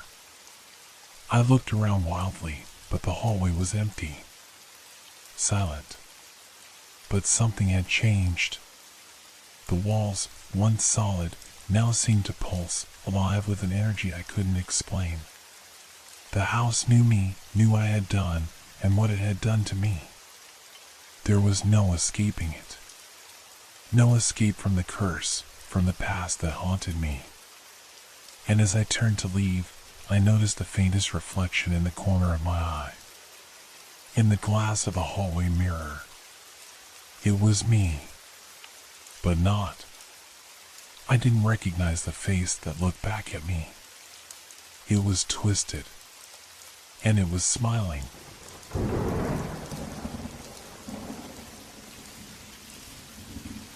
Have you ever wondered if the walls of an old building can remember what happened to it? What if those memories could haunt you, echoing through the halls in ways you can't explain? I never believed in ghosts. Not until I took that job. The fort was ancient, built centuries ago by men whose names were long forgotten, their deeds buried under layers of dust and stone. Now, it was a museum, or so the brochure said. It wasn't the first time I'd been hired for a night shift at a place like this, but there was something about this particular fort that felt different, like the building itself was alive, breathing quietly in the darkness. The night was still when I arrived, a thin mist clinging to the ground like an extra layer of skin. The fortress stood silent against the backdrop of a crescent moon, its towers blackened and jagged, looming above me like silent sentinels. The air smelled damp, cold, and something else, something faintly metallic, like old blood. I brushed off the strange feeling, chalking it up to the eerie nature of the place. After all, it was a museum now. A museum of death and war. The stone corridors and dimly lit hallways had seen years of turmoil, of people dying for causes they probably never understood. But now, they just echoed with the quiet murmurs of history. I wasn't prepared for what would come next. As I made my way into the castle, a flicker of doubt gnawed at the back of my mind. The sound of my boots on the cold stone floor seemed too loud in the stillness, echoing off the walls like a heartbeat. The temperature dropped as I passed the ancient armor displays and dusty relics of battles long gone. The main hall was vast, with high ceilings that seemed to swallow the flickering torchlight. Then it happened. A scream. It came from deep within the fort, a guttural sound, like a man in pain, or worse, a man begging for mercy. I froze. For a moment, my mind tried to rationalize it. The wind? A trick of the acoustics? But as I stood there, listening to the silence that followed, a cold dread seeped into my bones. I couldn't explain it. I didn't want to. I reached for my radio, but my hand shook, and the moment I lifted it to my mouth, another scream tore through the air. Louder this time. A mournful cry of anguish that seemed to reverberate through the very stone beneath my feet. I turned in a circle, searching for any sign of movement, but the hallway was empty, just shadows stretching across the walls. My heart hammered in my chest, and I took a hesitant step toward the sound. It was coming from below, deep within the dungeon, the place where the exhibits on torture and imprisonment were kept. The very thought of it made me uneasy. I didn't know much about the history of this place, just that it had seen centuries of war. But I did know that people had died here. Many of them. I approached the dungeon doors, the heavy wooden planks groaning as I pushed them open. The stench of old iron and mildew hit me like a slap in the face, and my stomach turned. A chill ran up my spine. The torches flickered dimly along the walls, casting long shadows. I walked deeper into the darkness, my footsteps echoing louder now, each one a harsh reminder of how alone I was. And then, the scream again, but closer, much closer. I stopped. I wasn't alone. I felt it, a presence. Something in the air that made every hair on my body stand up. A cold breeze swept past me, but it wasn't natural. It was unnatural. The temperature dropped another 10 degrees, and I could see my breath, white and ghostly, in the air. I knew then, with an ice-cold certainty, that this wasn't some trick of the mind. The sounds, the cold, the oppressive atmosphere, it was real. Something was down here with me. I wasn't sure what I was expecting to find. A figure? A person? A ghost? But what I found was worse. The walls of the dungeon were lined with ancient weapons, rusted chains, and shackles. But one thing stood out more than the rest. In the corner of the room, hidden behind a large pile of discarded armor, was an old stone pedestal. Atop it was a single, old sword. A large, curved blade covered in rust. I couldn't help but step closer, drawn by something I couldn't explain. And then I heard it. A whisper. It wasn't the same as the screams. This was something softer, more deliberate. I couldn't make out the words, but they were there, urging me, come closer, see the truth. I swallowed hard and took another step. My eyes fixed on the sword, and as I moved toward it, the whispers grew louder, more insistent. The air thickened around me, and I could feel my pulse quickening. Just before I reached the pedestal, the door behind me slammed shut. My heart leapt into my throat. I spun around, panic setting in, but there was no one there. The room was still, the echoes of my breath the only sound. And then the floor beneath my feet trembled. I stumbled backward, my heart pounding in my chest. The walls, no, the entire room seemed to groan, like the building itself was alive. I couldn't breathe. The air felt too thick, too heavy. A crash from behind me. The sword, it was moving. It wasn't just a blade. It was alive. I turned, my mind racing, and before I could react, the sword shot forward, its blade glowing with an eerie, unearthly light. I fell to the ground, my head spinning, and as I lay there, trembling, I heard the screams again. Louder, angrier, closer. And then, silence. I didn't wait to see what would happen next. I ran. The night dragged on. Every step I took, every door I opened, I felt them following me. The spirits, the lost souls of soldiers who had once walked these halls, now trapped in a never-ending cycle of pain and death. But I couldn't escape.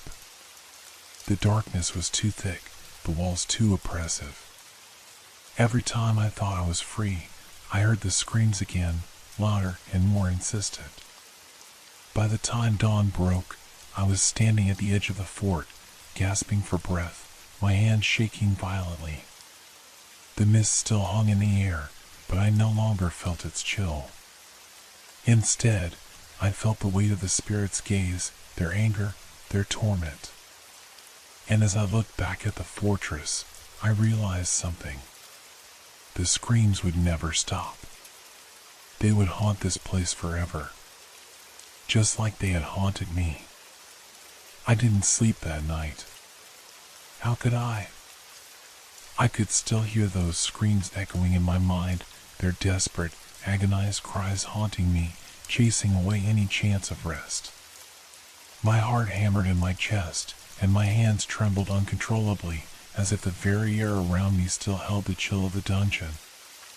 Even as I sat in my small, dimly lit apartment, I couldn't shake the feeling that I wasn't alone. The next morning, the sun rose, casting pale light through the dusty curtains. I stepped into the bathroom to wash my face, but as soon as I looked into the mirror, a flash of movement caught my eye. For a split second, I could have sworn I saw a figure standing behind me.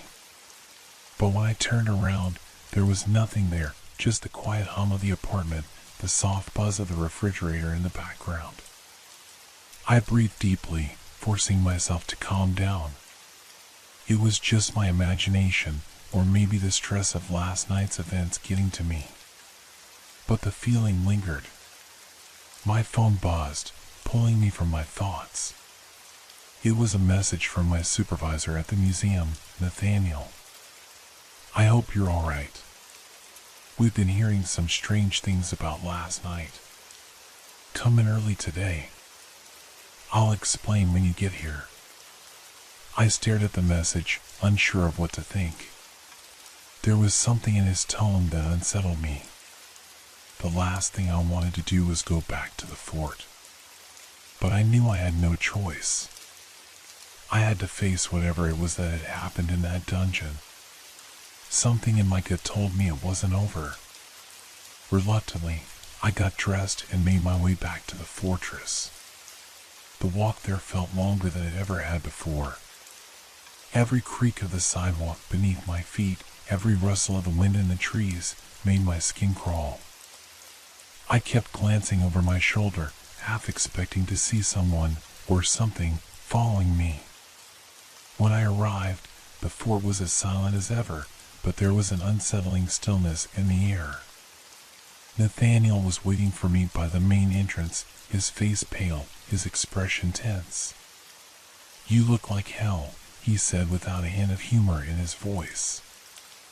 I shrugged. "I didn't sleep much." "What's going on?" Nathaniel hesitated, looking past me as if checking to see if anyone was watching. He motioned for me to follow him inside. "Let's go somewhere private," he said, his voice barely above a whisper. He led me to the back office, a small room near the storage area where the old artifacts were kept. The walls were cluttered with shelves of dusty books, some stacked carelessly, others arranged neatly. A large, worn desk sat in the center, papers strewn across it. But none of that mattered right now. Nathaniel closed the door behind us and sat down at his desk. His hands were shaking. "I've been hearing things from the night guards. Not just last night, but for weeks. They're all saying the same thing. The dungeon, it's alive. The spirits are restless. Some of them even claim to see things, shadows, figures moving when there's no one there." My stomach dropped. I thought I was the only one. "Are you telling me you believe this?" I asked, trying to keep my voice steady. But my own fear was creeping back, clawing at my thoughts. Nathaniel leaned forward, his eyes intense. I didn't believe it at first either. But he paused, as if searching for the right words. "Last night, after you left, I went down there myself. I thought maybe you were just spooked, but I heard the same sounds. The screams, the voices, like the very walls were alive with them. I felt my heart race again." "You went down there?" My voice barely a whisper. "What did you see?" Nathaniel shook his head, a haunted look in his eyes. "I didn't see anything, but I felt it. The air changed. It was cold, freezing even. I heard whispers, voices, calling me by name. And then there was something else. Something darker." I swallowed hard, trying to process his words. "What do you mean, darker?" He didn't answer immediately. Instead, He looked down at his hands, as if remembering something terrible. I don't know how to explain it, but I can't shake the feeling that the fort, it's more than just a place. It's like the very ground here is cursed. Those screams, those shadows, they're real. And they want something from us. I felt a knot form in my stomach. My mind raced, trying to understand what was happening. The fort had stood for centuries. How could something so old suddenly come to life, so full of rage?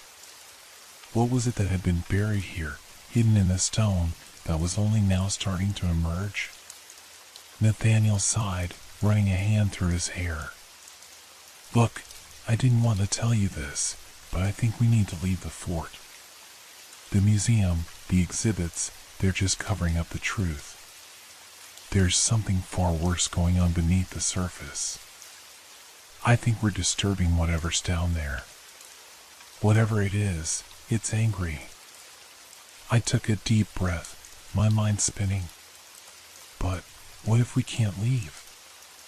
What if whatever it is, what if it comes after us? He looked at me gravely. It's already started. Last night, you heard the screams. It's coming for us. And if we don't do something about it soon, it will be too late. I felt the chill of the dungeon wash over me again, the sensation of the walls closing in. The voices, those tormented cries, rang in my ears. They weren't just memories. They were real, alive, reaching out to claim us. I couldn't shake the feeling that I had no choice. I had to go back. Not just for myself, but for the souls trapped here, for the ones who had died so long ago. Maybe, just maybe, I could find a way to make things right. Or at least, make them stop. But I knew this would be no easy task. The fort had its secrets, and I was beginning to understand that some of them were far darker than I could ever imagine. As Nathaniel and I exchanged a look, both of us understanding the unspoken truth between us, I knew one thing for sure. We were already in too deep. The tension in the room was thick, suffocating. Nathaniel's words hung in the air, lingering like a dark fog. My mind reeled, but I couldn't shake the feeling that I had no choice but to move forward. This wasn't just about some old legend anymore, it was personal. There were things beneath the fortress that were calling to us, things we couldn't ignore. Nathaniel stood up abruptly, shaking off the fear that had rooted him to his chair moments before. We have to go back down there, he said. We need to understand what we're dealing with. If it's some kind of curse, we need to break it. Otherwise, we're all in danger. I hesitated for a moment. What if it's too late? I asked, my voice small. What if we can't stop it? Nathaniel gave me a grim look, the lines on his face deepening. If we don't try, we'll never know. I didn't know how to respond. The fort had been silent for so long. What had awakened it? What could be so powerful that it could stir the very ground beneath us? My mind was awash with questions, and the more I thought about it, the more I realized I couldn't keep running from this. The answers were down there, in the dungeon. And whether I was ready or not, I had to face them. We made our way through the museum, passing the exhibits that had once seemed so innocuous. The artifacts now seemed like relics from a darker time, their history tarnished by the curse that had taken hold of the fort. My heart pounded in my chest as we descended the cold stone stairs to the dungeon. Each step echoed, louder than the last, as though the walls themselves were listening, waiting.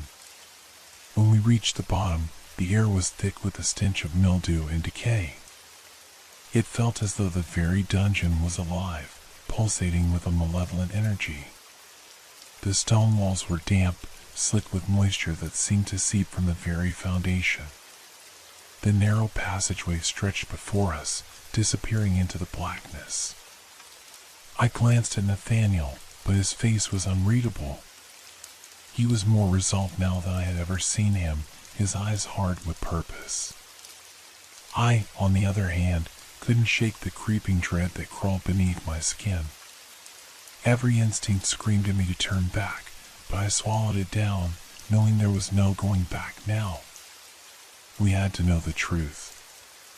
The deeper we ventured into the dungeon, the colder it became. It was as though we were walking through an endless tunnel of ice. The sounds of our footsteps seemed muffled, swallowed by the thick stone. But every so often, I thought I heard something else, something faint, almost imperceptible. A whisper, the soft scrape of something moving, or maybe it was just the wind. I wasn't sure anymore. Nathaniel led the way, his lantern casting flickering shadows on the walls.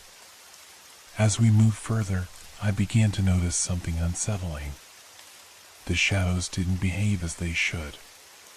They didn't follow the contours of the walls or flicker with the light.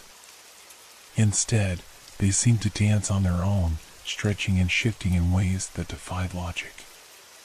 The shadows didn't just move, they watched us. A sound, sharp and unnerving, cut through the silence like the sound of something scraping against stone. My breath caught in my throat. I turned to Nathaniel, but he was already moving forward, seemingly unperturbed by the noise. We came to a small, arched doorway at the end of the corridor. The stone around it was cracked, as though it had been subjected to centuries of strain.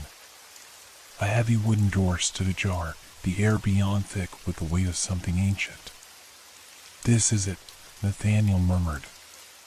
His voice was barely audible, as if speaking too loudly would awaken something more dangerous. I stepped forward cautiously, my heart racing. As I crossed the threshold, the temperature dropped further. It was as if we had entered a different world entirely, one that had been untouched by time. The room was large, its stone walls lined with old, worn statues of knights and soldiers. Their eyes, chiseled from marble, seemed to follow us as we moved, their faces frozen in expressions of agony and terror. I felt a chill run down my spine, but I forced myself to focus. The walls of the chamber were covered with faint markings, scratches, symbols, and something else I couldn't quite identify. It looked almost like blood, though the dark stains had long since dried into the stone. My fingers brushed over one of the symbols, and I felt a surge of electricity course through me. It was as though the mark had awakened something deep within the earth, something that had been waiting. And then I heard it again, the sound of whispers. This time, they were louder, clearer. The voices of men, women, and children, all pleading for release, for justice. I gasped and stumbled back, my hand flying to my mouth to stifle the scream that wanted to break free. Nathaniel was already ahead of me, walking to the center of the room where a large, circular stone slab lay. It was covered in dust, but I could see something beneath it, something that had been hidden for centuries. "What is this?" I whispered, though I knew it was a dangerous question. Nathaniel knelt before the stone, brushing off the layers of dirt. He didn't answer at first, his face pale in the flickering light. Finally, he spoke, his voice strained. "It's the source," he said. "This is where it all began." The air around us seemed to hum with a terrible energy.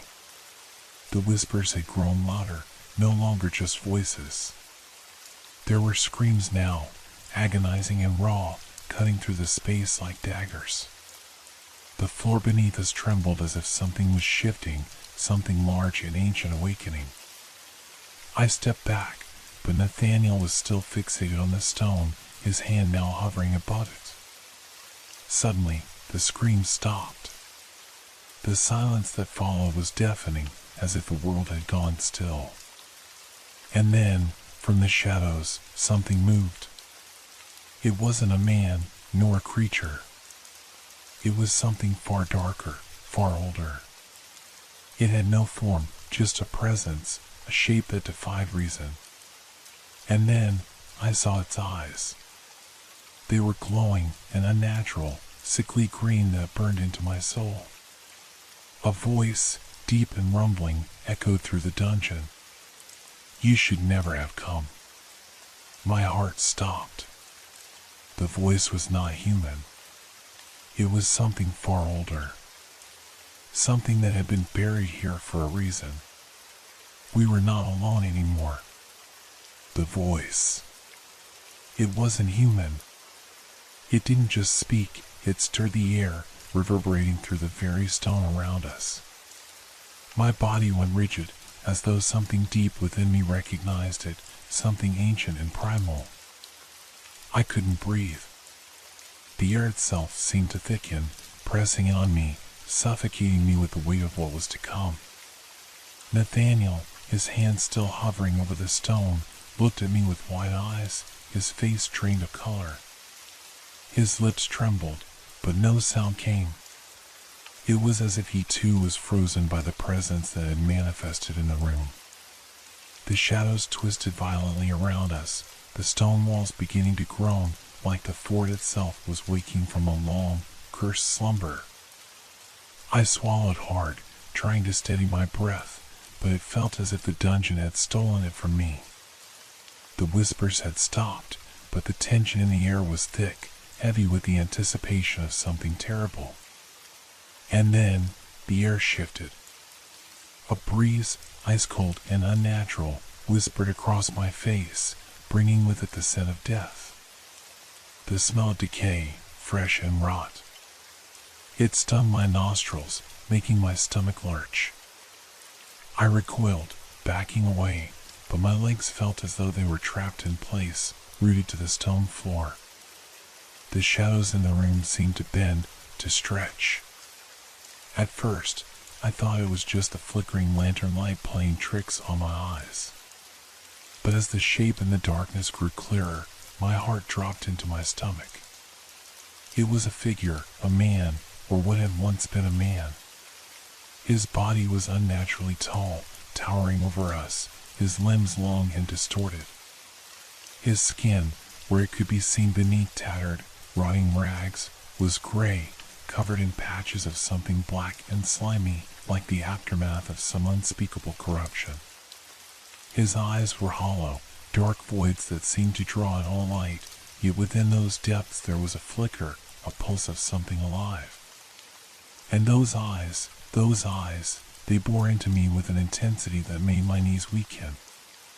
Nathaniel stepped back, his face twisted in horror, but his eyes never left the figure. No, he whispered, his voice breaking.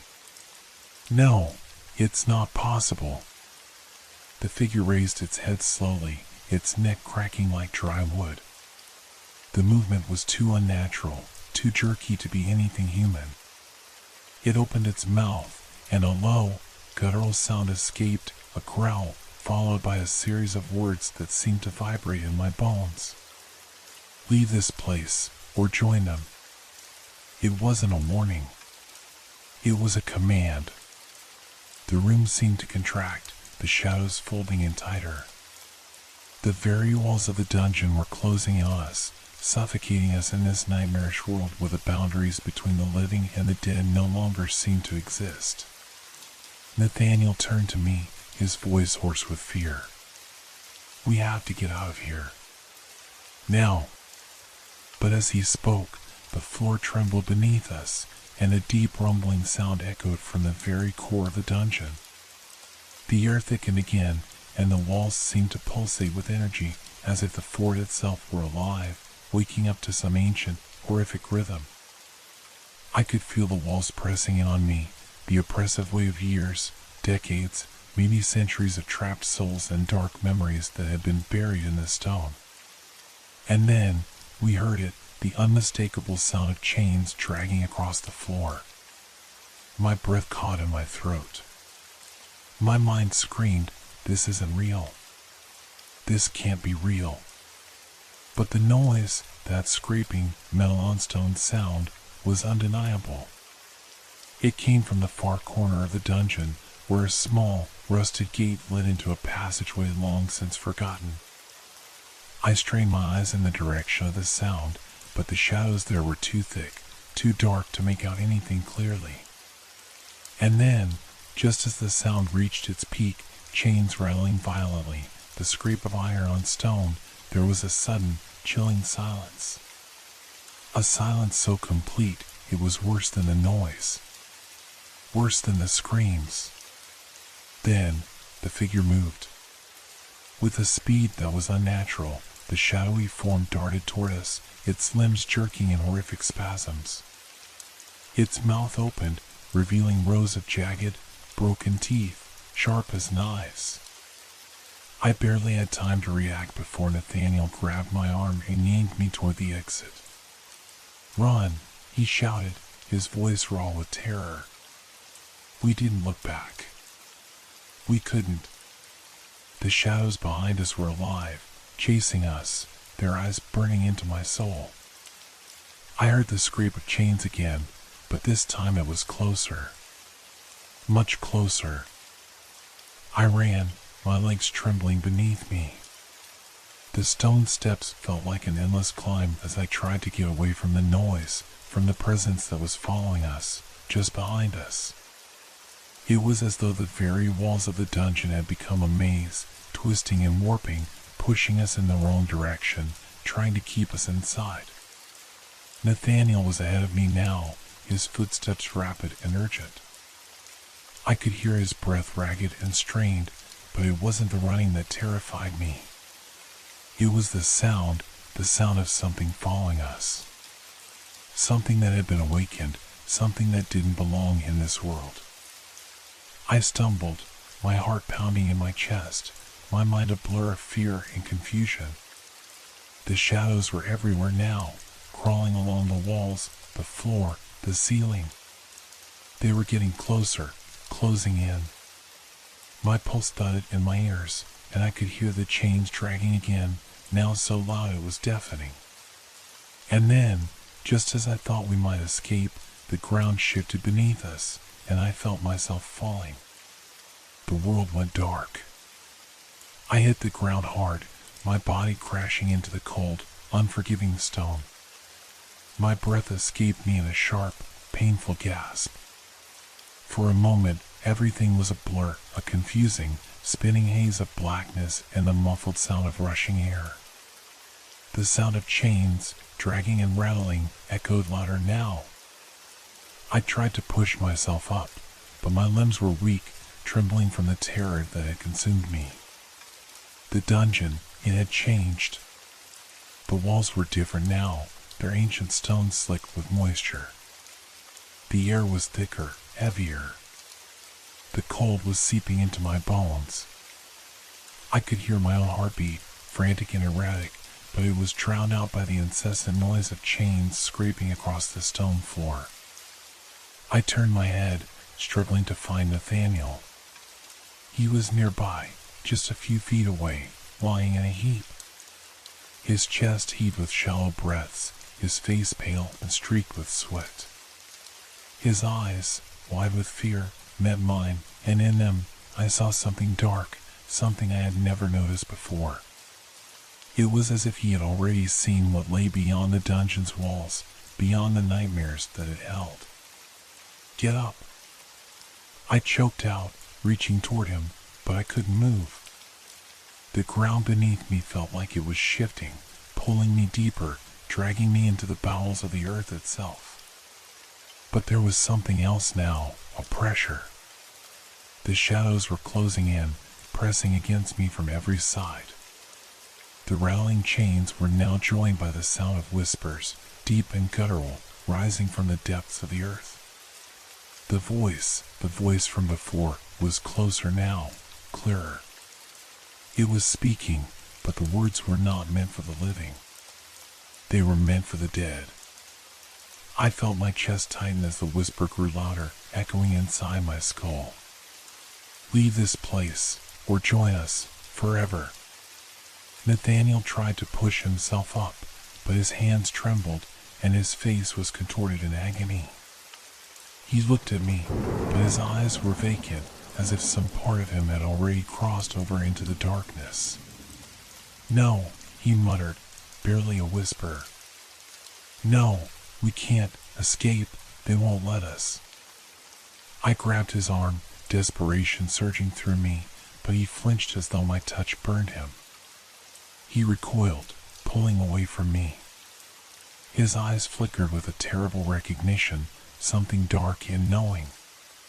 "They're here," he said hoarsely, his voice barely audible above the creeping shadows. "They're already here. We're already dead." The chains scraped louder, closer. I could hear them as if they were right next to me. I tried to scream, but my voice caught in my throat. Panic surged in me, but my body refused to cooperate. The shadows twisted, warping the air around us, pressing against me like a suffocating hand, gripping my chest. And then I saw it. At first, I thought it was just another trick of the light, a shadow moving in the corner of my vision. But then it came into focus, a figure standing tall and silent in the darkness. Its face was a twisted mask of death, its skin gray and cracked, as if it had been long decayed. Its eyes, those hollow, empty eyes, were fixed on me. The figure stepped forward, moving without sound, despite its massive form. It was one of them, one of the tortured souls that had been buried within the dungeon. I could feel its gaze burning into me, but I couldn't move, couldn't breathe. The voice came again, but this time it was more than just a whisper. It was inside my head, a screeching chorus of pain and loss. "Join us, join the eternal rest. You belong to the shadows now. You always have." My hands trembled as I reached for Nathaniel, but he had already retreated into himself. His face was drained of all color, his eyes staring past me into the abyss of the dungeon. He no longer looked human. The terror that had once been there had been replaced by something darker, something that made my blood run cold. He was changing. The figure moved closer, its presence filling the space, a cold, oppressive weight. I wanted to scream, but no sound came. The shadows that had once only been a trickle now surged, engulfing the air around me, consuming everything in darkness. I looked at Nathaniel once more, but he was already gone. His body was still, his eyes staring blankly at the ceiling. The chains rattled louder now, as if they were celebrating, mocking me. I felt the darkness closing in around me, its cold touch crawling up my spine, sinking into my flesh. The figure loomed over me, its cold breath brushing against my face. I could feel it, its death, its anguish, its rage. It raised one hand, long fingers ending in claws, and I knew then this was the end. In that instant, I thought of the world outside the dungeon, of the sunlight, of the people who still lived in the town, unaware of the horrors below. But it was too late. The darkness was here, and I was a part of it now. The last thing I heard was the deafening screech of chains, the same chains that had dragged Nathaniel into the void. And as the shadows enveloped me, swallowing my thoughts, my body, I realized I had become just another lost soul, another echo in the depths of the dungeon. And then, silence.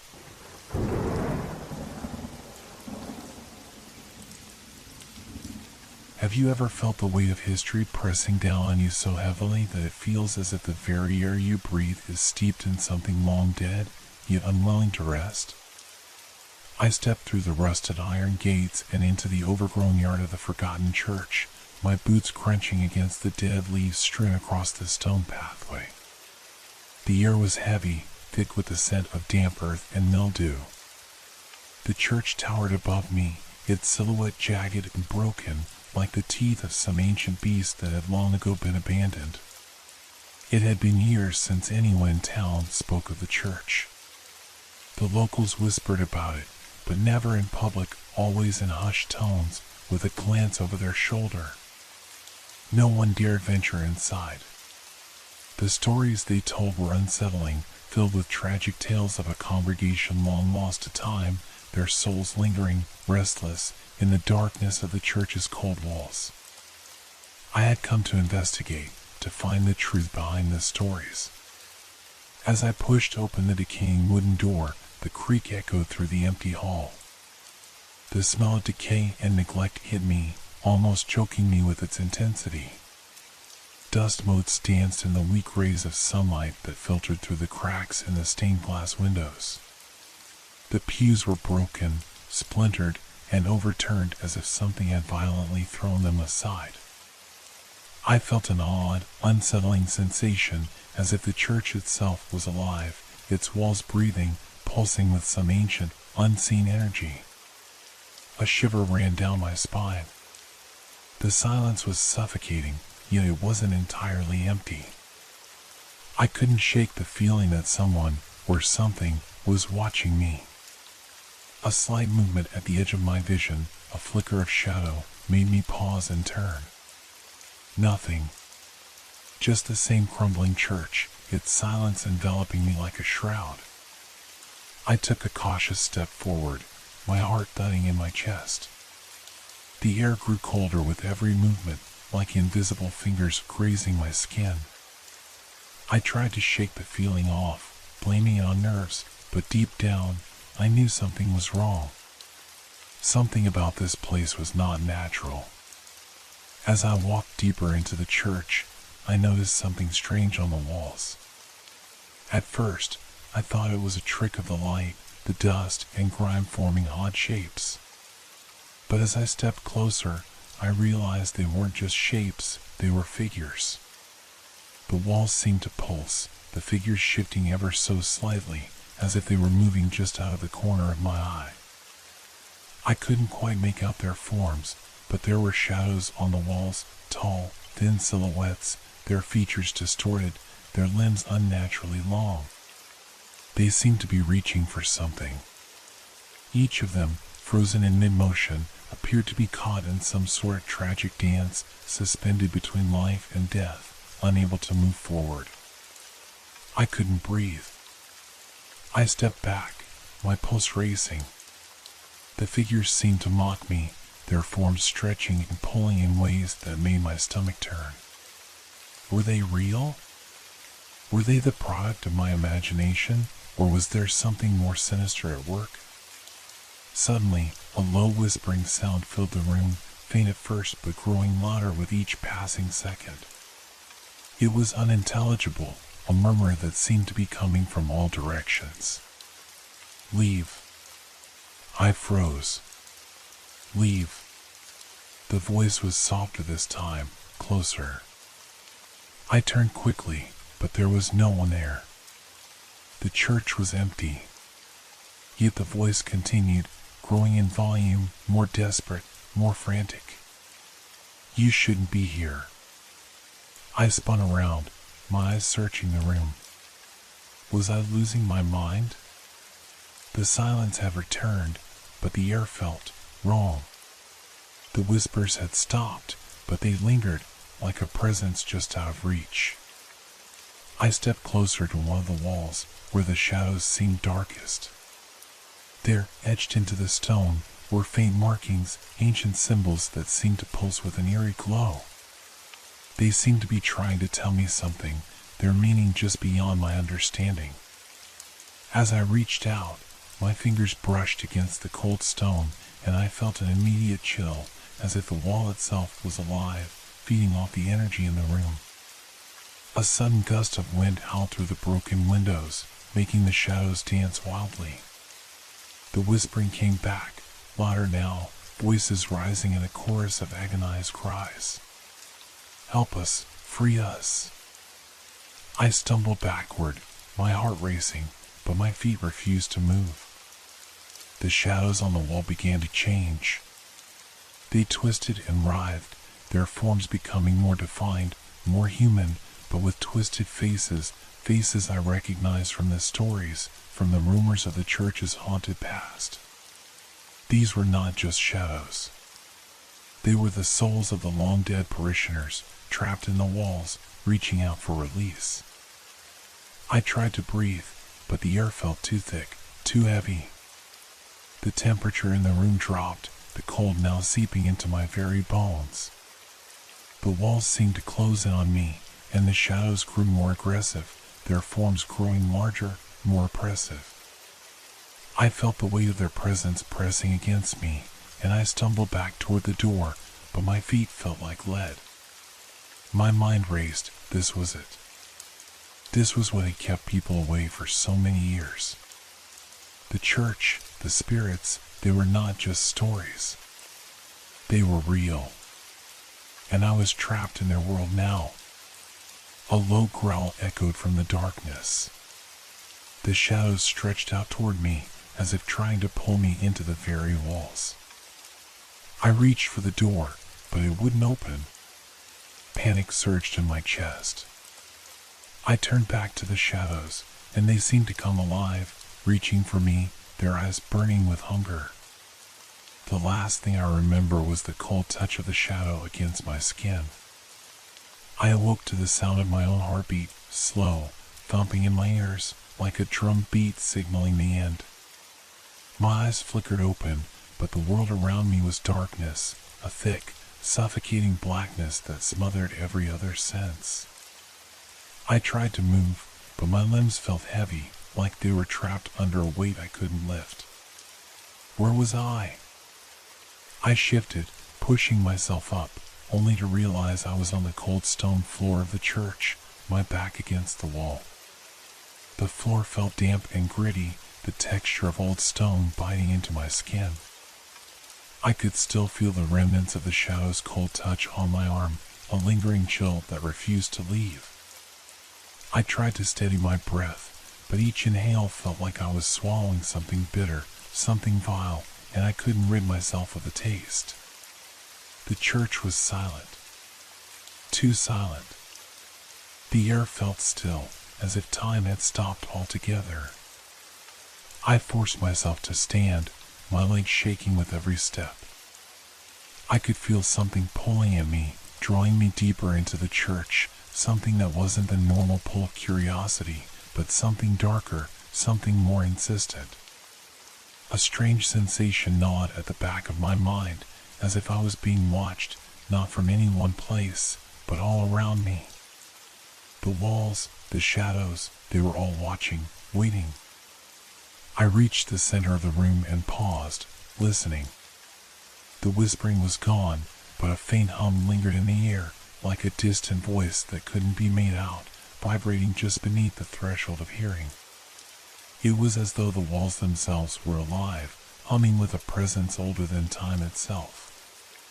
Then, I saw them again. At first, it was the faintest flicker at the corner of my vision, something shifting within the shadows on the walls. But this time, it wasn't just a fleeting glimpse. The figures were clearer now, more distinct. They moved, slowly, their elongated limbs reaching out from the stone like tendrils, their faces twisted in pain and despair. I tried to look away, to convince myself it was just a trick of the light, but they wouldn't let me. They were there, alive, in a way, their eyes following my every movement. Their forms flickered like candle flames in the wind, changing with every blink.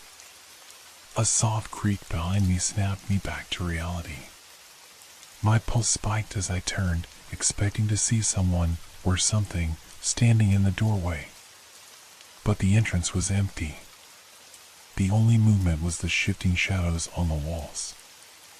I took a cautious step forward, my breath shallow, unsure of what I was seeing. The air had grown thick again, heavy, pressing down on me. The once distant hum now felt like it was vibrating in my chest. The whispers began again, not as words but as the sound of shuffling feet, of unseen figures brushing past me, murmuring unintelligible things. "You should not have come." The voice came from right behind me, so close I could feel the cold breath on the back of my neck. I looked around, but there was nothing there. Just the shadows, moving, shifting. I had to get out. My heart raced, but my legs felt paralyzed. Every instinct screamed at me to leave, but I couldn't. The door was still there, right in front of me, but it felt like it was miles away. I turned toward the altar, trying to steady my breath, to make sense of what was happening. The church seemed to stretch, the walls closing in, the ceiling lowering. The stained glass windows were now barely visible through the darkness, the colors distorted and murky as though the light had been drained from them. Then, I saw something that stopped me cold. There, on the altar, was a figure draped in tattered robes, its face obscured by shadows. It was tall, impossibly tall, and its limbs were thin, unnaturally long. It didn't move, but its presence was overwhelming, oppressive. I could feel its gaze upon me, cold and unyielding. It was watching me. Waiting. A chill ran down my spine as I stepped back, my feet slipping on the stone floor. I didn't dare take my eyes off the figure. It was as if it could see into me, could see all my fears and doubts. I could feel its influence pressing against my mind, like a weight, like it was trying to push its way into my thoughts. "What do you want from me?" The words escaped my lips before I could stop them. The figure didn't move, but its presence seemed to grow larger, more imposing. Then, just as suddenly, the shadows on the walls shifted again. The figures, those twisted, tortured souls, began to move, reaching, stretching toward me, their hands clawing at the air. I gasped, stepping backward again, my heart pounding in my chest. They weren't just figures anymore. They were real. Their faces, those twisted, contorted faces, looked at me with empty eyes, their mouths opening in silent screams, their bodies jerking in unnatural ways. They were alive in their torment, and I was their witness. The sound of footsteps echoed in the distance, slow, deliberate steps, like someone dragging their feet across the stone. But there was no one else in the room. I spun around, desperate to find an escape, but the church had changed. The walls felt like they were moving, closing in, trapping me. The once faint whispers were now loud, urgent, like the church itself was alive, demanding something from me.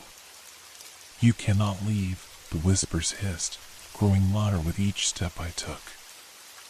I had to get out. I had to. But no matter how fast I ran, the door remained unreachable. The shadows reached for me, their cold fingers grazing my skin, dragging at my clothes, pulling me back. I fought against them, but the more I struggled, the more the walls closed in. And then, suddenly, silence. I froze. The oppressive air, the whispers, the shadows, they were gone. The room was still again, eerily so. I dared to glance toward the altar, but the figure was gone. The walls were no longer shifting. It was as though everything had returned to normal, as though nothing had happened. But deep inside, I knew better. The silence was a lie. The church was waiting, and I wasn't free. I couldn't shake the feeling that something wasn't right. The stillness in the church felt like a trap, the calm before a storm that I was too naive to understand. Every step I took, every breath I drew, seemed to echo in the silence, and yet the hum, the low, insistent hum, still vibrated deep in my bones, just out of reach. The room hadn't changed, but I felt as though I had. The walls, once imposing, now felt like they were closing in on me, not physically, but mentally. It was a suffocating sensation, as though the church itself was testing me, waiting to see how far I would go before I broke. I had to find the source. I had to understand what was happening before it consumed me. I moved cautiously, eyes darting from shadow to shadow. The altar was still devoid of the strange figure from before, but the air was thick with a sense of foreboding. The once serene church now felt like a mausoleum, suffused with an ancient, unrelenting darkness. I walked to the back of the church, toward the forgotten corners where dust and cobwebs had claimed the forgotten pews. The stained glass windows, so vibrant before, were now a dull, sickly reflection of their former glory. The colors were muted, warped. As I passed, the glass seemed to distort, creating unsettling shapes in the reflection. Faces. Faces that weren't there before. I stopped, my heart in my throat. The faces in the glass, there was something wrong about them. They weren't the faces of the departed, not entirely. No, these faces were too familiar, too close. I recognized them. I could feel them: sorrow, anger, regret, despair. They were the faces of the people I had known, the people I had loved. My hands trembled as I reached out, touching the cold glass. But the second my fingers made contact, the faces twisted, distorting into something grotesque, their eyes widening in horror, their mouths opening in silent screams. I pulled my hand back, stumbling, my breath shallow, panic rising in my chest. A sudden sound broke the silence, a scraping, dragging sound from somewhere in the church's depths. I froze. It wasn't the wind or the creaking of old wood. It was something deliberate, something that belonged. I turned toward the sound, my heart pounding, my body frozen in place. The darkness seemed to grow thicker as I stepped closer, each movement slow and deliberate. Then I saw it. At the far end of the church, beyond the altar, was a door I had never noticed before. It was small, almost hidden behind a veil of shadows, its wood ancient and worn. The scraping sound was louder now, unmistakable, like nails dragging across stone. I approached cautiously, my every step a struggle against the weight of the air around me. I had to know what was behind that door. But as I reached for the handle, the scraping stopped. An eerie quiet descended, even deeper than before. It was the kind of silence that made your skin crawl, the kind that made every breath feel like a violation of the stillness. I hesitated, my fingers hovering over the door's handle, the sound of my heartbeat deafening in my ears. My hand finally made contact with the cold, weathered wood, and the door creaked open with a low, mournful sound that echoed through the church like a cry from the past. Inside, there was nothing but darkness. But as I stepped forward, I felt it again, the unmistakable presence of something else. It wasn't just the air. It wasn't just the shadows. It was something that existed in the very space around me. The walls seemed to breathe, their pulse aligning with mine, the heartbeat of the church. And then, in that suffocating darkness, I saw them. The figures. They were different now, not the faces from the windows, not the shapes from the walls. These were moving, living shadows. Their limbs stretched out like tendrils, their eyes wide and unblinking, their bodies warped in unnatural ways. They swirled around the room, whispering, speaking in tongues that made my blood run cold. They were alive. They were watching me. A voice broke through the growing cacophony, a voice that I knew all too well. "Why are you here?" I turned, but there was no one there. The voice had come from everywhere, inside my head, inside the very walls of the church. "You shouldn't have come," the voice continued, as if taunting me. "You've awakened what should not be awakened." I stumbled backward, my breath ragged, my mind racing. What did that mean? What had I done? The shadows moved closer, tightening around me. They weren't just specters anymore, they were something far worse, living nightmares. And they were getting stronger. With every step I took, they grew bolder, pushing closer. A cold wind swept through the room, despite the absence of windows, and in that wind, I saw it, a flicker of something at the edge of my vision. A figure, standing at the very back of the room, just beyond the reach of the shadows. I couldn't see it clearly, but I felt its presence. I knew it was watching me. "Leave," the voice whispered again, a distant echo. "You must leave before it's too late." I didn't need to be told twice. I turned and ran, my feet slipping on the stone floor as I fled toward the door. The shadows reached for me, their long fingers grazing my skin, cold and clammy.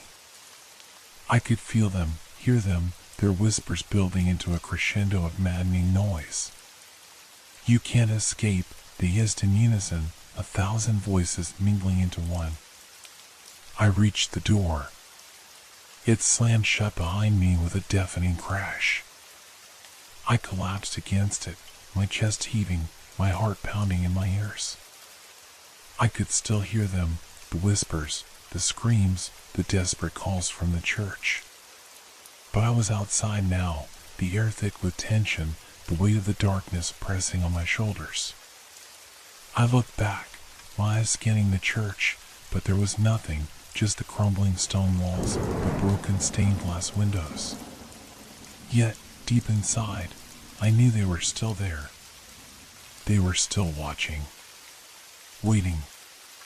I didn't know if I had escaped. But I knew one thing for sure. I couldn't go back. I hadn't planned on returning. The fear that gripped me when I fled that night, when the shadows had reached out and whispered my name, should have been enough to keep me away. But something lingered. Something pulled at me. Every passing day, the images of the figures in the darkness, their distorted forms, haunted my every thought. Every corner of my home felt wrong, as though the shadows of that cursed church had followed me, creeping into my life. I couldn't shake the feeling that I had missed something. That the church had been trying to tell me something. That the walls, the whispers, were more than just haunting visions. They were a warning. The town had been buzzing ever since I left the church. Rumors of what had happened inside had spread like wildfire. The elderly folk spoke in hushed tones about the church's history, about the curses whispered from one generation to the next. They said it had been abandoned for a reason, that its walls had seen things that no living soul should ever witness. But the more I thought about it, the more I realized that it was impossible to leave the past behind. I had to go back. I had to face whatever was waiting for me. The air was heavy when I stood at the church's gates once more. The rusted iron gates, which had seemed so small and insignificant before, now loomed before me like a foreboding barrier. The stones beneath my feet felt different, darker, colder, as though they remembered the things that had happened here. The church sat at the edge of town, half forgotten, hidden by overgrown trees and creeping vines. Its silhouette stood against the dimming sky, and the stained glass windows, once colorful and alive, now appeared dull and lifeless. They seemed like shattered memories, mocking the beauty they once held. I reached the door, its wooden surface scarred and weathered by years of neglect. My hand hovered over the rusted handle. My heart thudded in my chest, a familiar rhythm, a warning. But there was no turning back. I pushed open the door, and it groaned loudly, the sound echoing through the church like a dying breath. The air inside was stale, thick with dust, but there was something else. The familiar hum from before, the one that vibrated deep inside me, was present once more. A low, almost imperceptible sound that gnawed at the edges of my sanity. The shadows in the corners of the room seemed to shift, undulating like a living thing. I stepped inside, the door slamming shut behind me with a finality that sent a shiver down my spine. It was as if the church had swallowed me whole, trapping me in its ancient, suffocating embrace. The faint light from the broken windows barely illuminated the room. The altar, once the heart of the church, now stood cold and empty, covered in dust and cobwebs. Yet, even in its emptiness, I could feel its power. The oppressive weight of centuries of sorrow hung in the air like a heavy fog. I walked deeper into the church, each step echoing through the silence, every footfall making my heart race faster. The shadows moved with me, twisting and warping as if they recognized my presence. The figures from before, those shadows on the walls, were now clear in my mind. Their shapes, their faces, I knew them. They were the same as the ones I had seen in the windows, distorted and contorted. They were not just spirits, they were fragments of memories, unfinished stories. As I approached the altar, the air grew colder. The hum intensified, vibrating through my chest, my bones. I could hear faint whispers, too soft to understand but too clear to ignore. They were beckoning me. Come closer. I flinched, the voice not from any person but from the very walls themselves. It was real. The sound, the vibration, it wasn't just in my mind. It was coming from the walls, the floor, the ceiling. Every crack in the stone seemed to pulse with the same rhythmic beat, like the heart of the church was alive and calling to me. I reached the altar and stopped. There was a small, unmarked door to the side, a door that I hadn't noticed before. It was barely visible, tucked away in the corner. The air around it felt wrong, as if something inside was waiting for me. But I had to open it. I had to know. I reached for the door, my hand trembling. The handle was cold, like ice against my skin. When I turned it, there was no sound, just an empty, hollow echo. The door creaked open slowly, revealing a small, dark room. Inside, the walls were covered with strange markings, symbols I didn't recognize, drawn in what seemed to be soot or ash. The floor was littered with old, yellowed parchment and broken candles. But the most unsettling thing was the center of the room. There, in the middle, was a large stone pedestal. On it lay an ancient book, its cover worn and cracked, as though it had been here for centuries. The book was open, its pages yellowed with age, its words illegible, fading into nothingness. But even though I couldn't read it, I could feel the weight of it. The presence it carried was undeniable. And then, as if it were waiting for me to approach, the room grew colder still. The whispers in the walls became clearer, louder. It's time. I stepped forward, drawn to the book, my fingers trembling as they brushed the pages. The moment I touched it, a rush of energy coursed through me, so sudden, so strong, that I gasped and pulled my hand back. The whispers grew louder, more frantic, their urgency palpable. Then, as I stood there, staring at the book, I saw something. In the shadows at the far side of the room, a figure moved. A figure that wasn't human. It was tall, impossibly tall, with long, twisted limbs. Its face was obscured by a mask of shadows, but I could feel its eyes on me. The darkness in the room seemed to part around it, bending to its will. I froze, my breath catching in my throat. The figure moved closer, its footsteps slow and deliberate. Its form shifted, like smoke, but it was real. I could feel it, feel the oppressive weight of its presence as it crossed the room toward me. Leave, the voice whispered again. But this time, it was not from the walls. It was from the creature itself. I knew what it wanted. It wanted the book. But I wasn't going to give it up. Not now. Not after everything. With one final, desperate motion, I grabbed the book, clutching it to my chest, and ran. The shadows chased me, reaching, clawing at my back. The whispers grew louder, more frantic, but I couldn't stop. I had to escape. And then, I heard it, a scream. A terrible, primal scream that echoed through the walls of the church. I had awakened something ancient.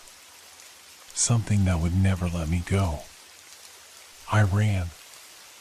I couldn't think. I couldn't breathe. All that mattered was escape. My footsteps were frantic, slamming against the cold stone floor with a frantic rhythm. The book, the cursed thing, pressed against my chest, heavy and foreboding, like a lead weight. But I couldn't let it go. I couldn't let it win. The shadows, those living, breathing nightmares, still clawed at my heels. I could feel them closing in, their presence suffocating. The air had turned thick, suffused with a cold that wasn't natural. It sank into my bones, making every movement feel like wading through thick mud. With each step, the whispers grew louder, more desperate, like 1,000 voices crying out from the depths of hell. They spoke in a language I couldn't understand, but their meaning was clear. They were calling me. They were begging me to stop, to return. But I wouldn't. I wouldn't give in. The door at the entrance to the church loomed ahead, but it seemed impossibly far. The church had stretched, twisted, like the very walls had grown to trap me, to keep me in. The familiar stone walls that once stood proud now felt like a labyrinth, their paths uncertain, shifting as if the building itself was alive, mocking my desperation. I glanced over my shoulder. The shadows were there. In the corners. On the walls. They were everywhere, reaching out with long, ghostly fingers, but they didn't touch me. Not yet. The sound of their movement filled my ears, soft, like 1,000 dry leaves skittering across the floor. Their forms melted in and out of the dark corners, too elusive to be caught.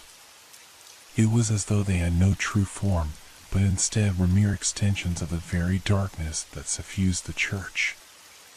"Leave it," the voice whispered again, so close now that it felt like it was right behind me. The words were jagged, harsh, desperate. I could almost feel the creature's breath on the back of my neck. "You don't understand. You cannot escape." I forced myself to run faster, my body burning with exhaustion. My lungs screamed for air, but I couldn't stop. I couldn't give in. I didn't dare look back again. I reached the entrance. The heavy wooden doors were locked, the ancient iron bars preventing any escape. My heart skipped a beat, panic bubbling up from my gut. I had no choice. I slammed my body against the door, pushing, pulling, using every ounce of strength I had left. The air around me felt like it was solidifying, thickening. The whispers turned into an agonizing wail. It was like they were inside my mind now, burrowing deep into my thoughts. "It's too late," they whispered. "You cannot outrun us." I slammed my shoulder against the door once more, the wood cracking under the force. I didn't care. I didn't care about the pain or the fear. The door had to open. Suddenly, with an agonizing screech of metal, the lock broke. The door swung open. I stumbled into the night, gasping for breath, the cold air hitting my face like a slap. But it wasn't over. I could feel the shadows behind me, closing in, lingering just beyond my reach. The night outside was eerily silent. The town, usually so full of life, felt distant, unreal. The church towered behind me like a nightmare I could never escape. But for the first time since I had entered, I felt something else. Not relief, no, not yet, but a flicker of hope. A brief moment of clarity. I wasn't going to run anymore. I couldn't. With the book still in my hands, I stood frozen. The ground beneath me seemed to tremble, the earth alive with a strange pulse. The wind began to howl, a deep, sorrowful wail that rose from the very depths of the earth. And then I saw it. The shadow.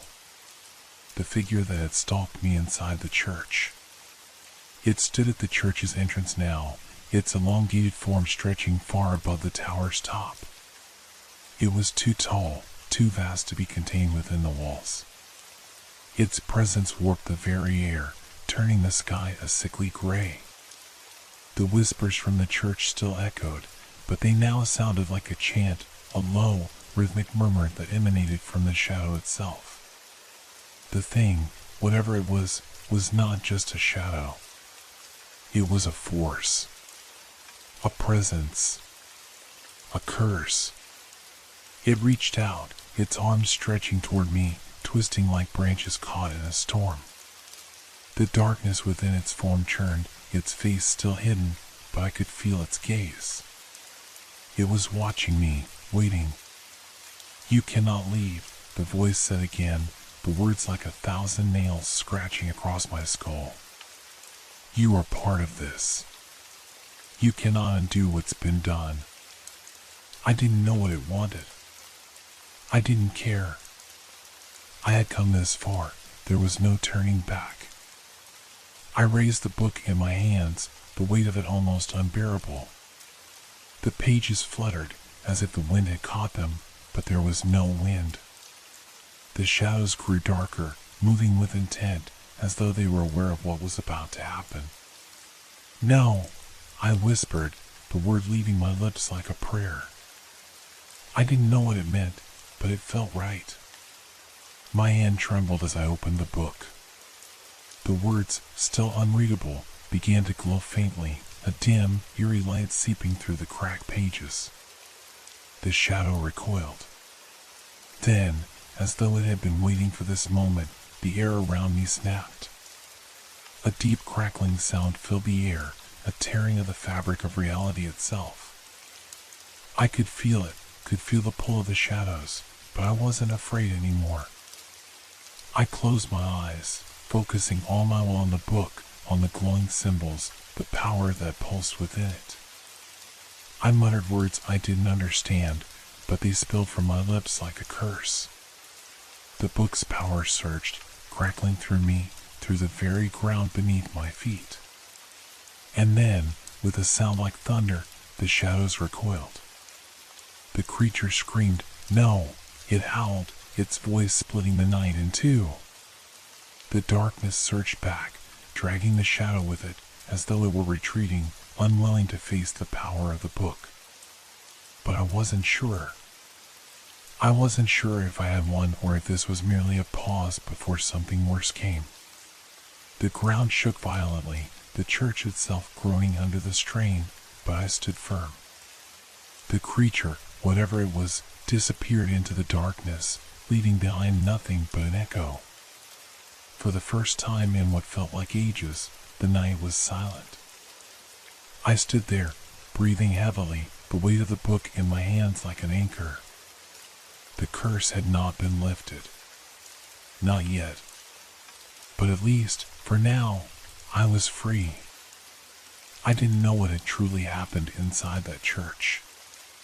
I didn't know if I had broken the cycle or if I had merely delayed it.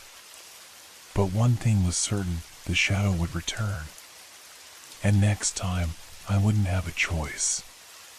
The walls had whispered their secrets, but there were still so many left to be uncovered.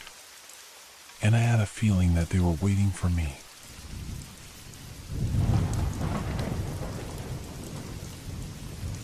Have you ever stumbled upon something that you weren't supposed to find? Something that once uncovered set off a chain of events beyond your control? I did. It started with the house, or rather, the shack. a rickety old thing on the outskirts of town, hidden deep within the woods. Nobody had lived there for years, decades, probably. The locals whispered stories about it, tales of strange occurrences, strange sounds, strange sights. I had always dismissed them as folklore, the exaggerated fears of people who lived in isolation. But when I found that diary, all those old stories, all that disbelief I carried with me, began to fade. It was an accident, really. I was hiking through the woods, trying to clear my head after a particularly rough week. The kind of week where nothing seemed to go right.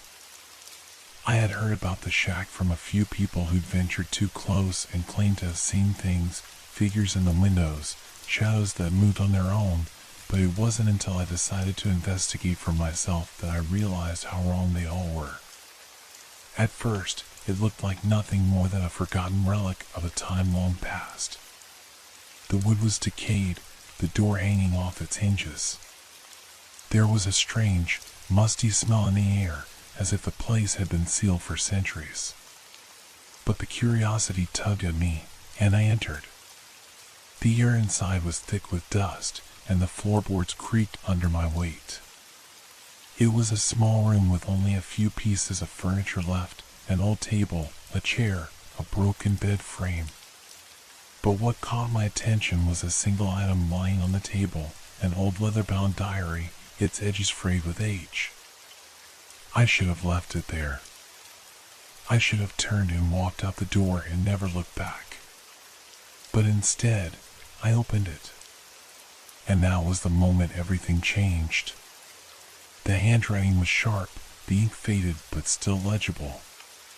The entries were dated back over 100 years, written by someone named Elias Farnham, a name I didn't recognize.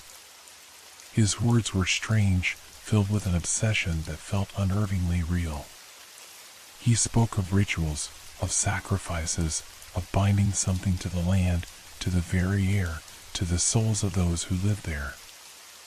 As I read, my pulse quickened, my heart racing with an unsettling mix of fascination and dread.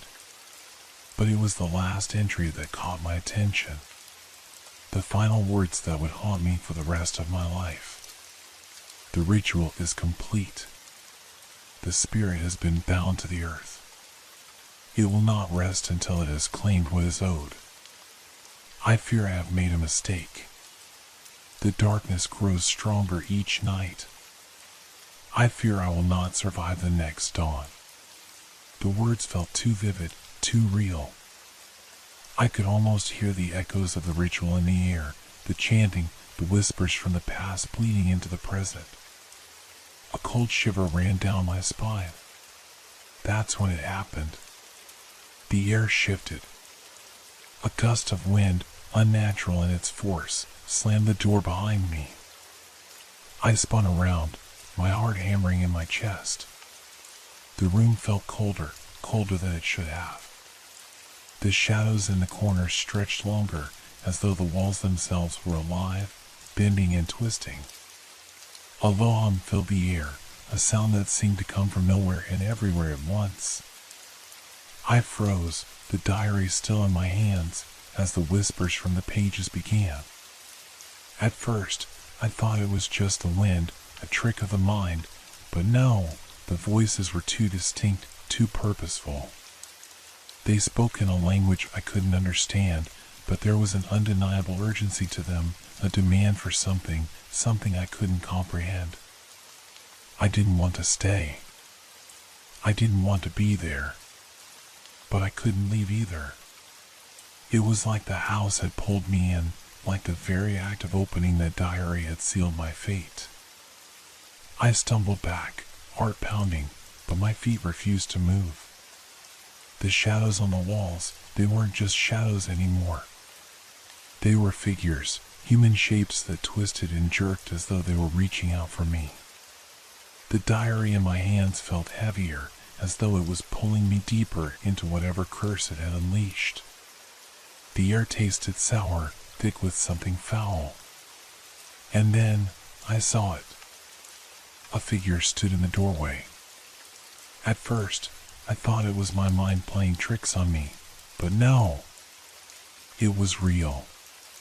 The figure, tall and thin, wore robes that seemed to shimmer in the dim light, and its face, no, its mask, was carved with symbols I didn't recognize.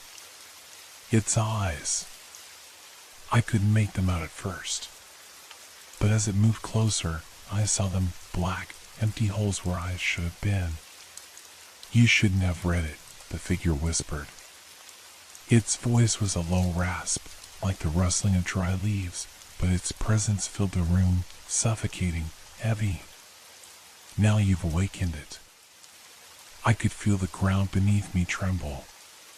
The shadows stretched further, their forms becoming more distinct, more real. They were no longer just on the walls, they were in the room, circling me, closing in. You must finish what you've started, the figure continued. You must return what has been taken. I didn't know what it meant. I didn't know what to do. My mind raced, trying to grasp onto any rational thought, but nothing made sense anymore. The walls felt like they were closing in. I wanted to run, but I was frozen in place. The figure stepped forward, its feet never touching the floor, floating just above the ground. It reached out a hand, the fingers elongated and claw-like. The air was thick with the stench of decay. It's too late, it whispered. You've read the words. Now you are part of the ritual. There's no turning back. I reached for the door, but it slammed shut before I could touch the handle. The shadows moved toward me. I could hear them now, the whispers becoming louder, more insistent. I don't remember how I got out. I don't know how I escaped. But when I did, the world outside felt wrong. The air was too still, too quiet, and the trees, those trees, seemed to watch me with an unnatural intensity. The house, the shack, was gone.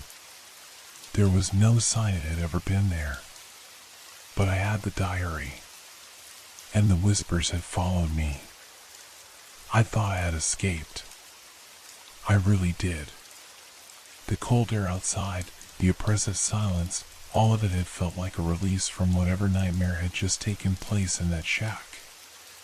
But the moment I stepped away from the woods, I felt it, a subtle shift. It was like something had changed in the world around me, something I couldn't quite place but knew in my bones wasn't right. The air, thick with humidity and a strange chill, carried the faintest smell of something acrid, like rotting earth. I looked around, the familiar sights of the town suddenly feeling foreign, as if they were being watched by eyes I couldn't see. Every movement felt magnified. The flutter of a bird's wings sent a sharp jolt through me. The rustling of leaves was no longer the soothing sound of nature, it sounded more like whispers. I shook my head. It had to be my mind. It had to be. But then, later that night, the whispers came. They were quiet at first, like the low murmur of distant voices that you think you can almost hear but aren't entirely sure. At first, I chalked it up to exhaustion, the weight of everything weighing heavily on me. But as the minutes passed, they grew louder. I was lying in my bed, staring at the ceiling, trying to convince myself that it was nothing, just some side effect of the shock.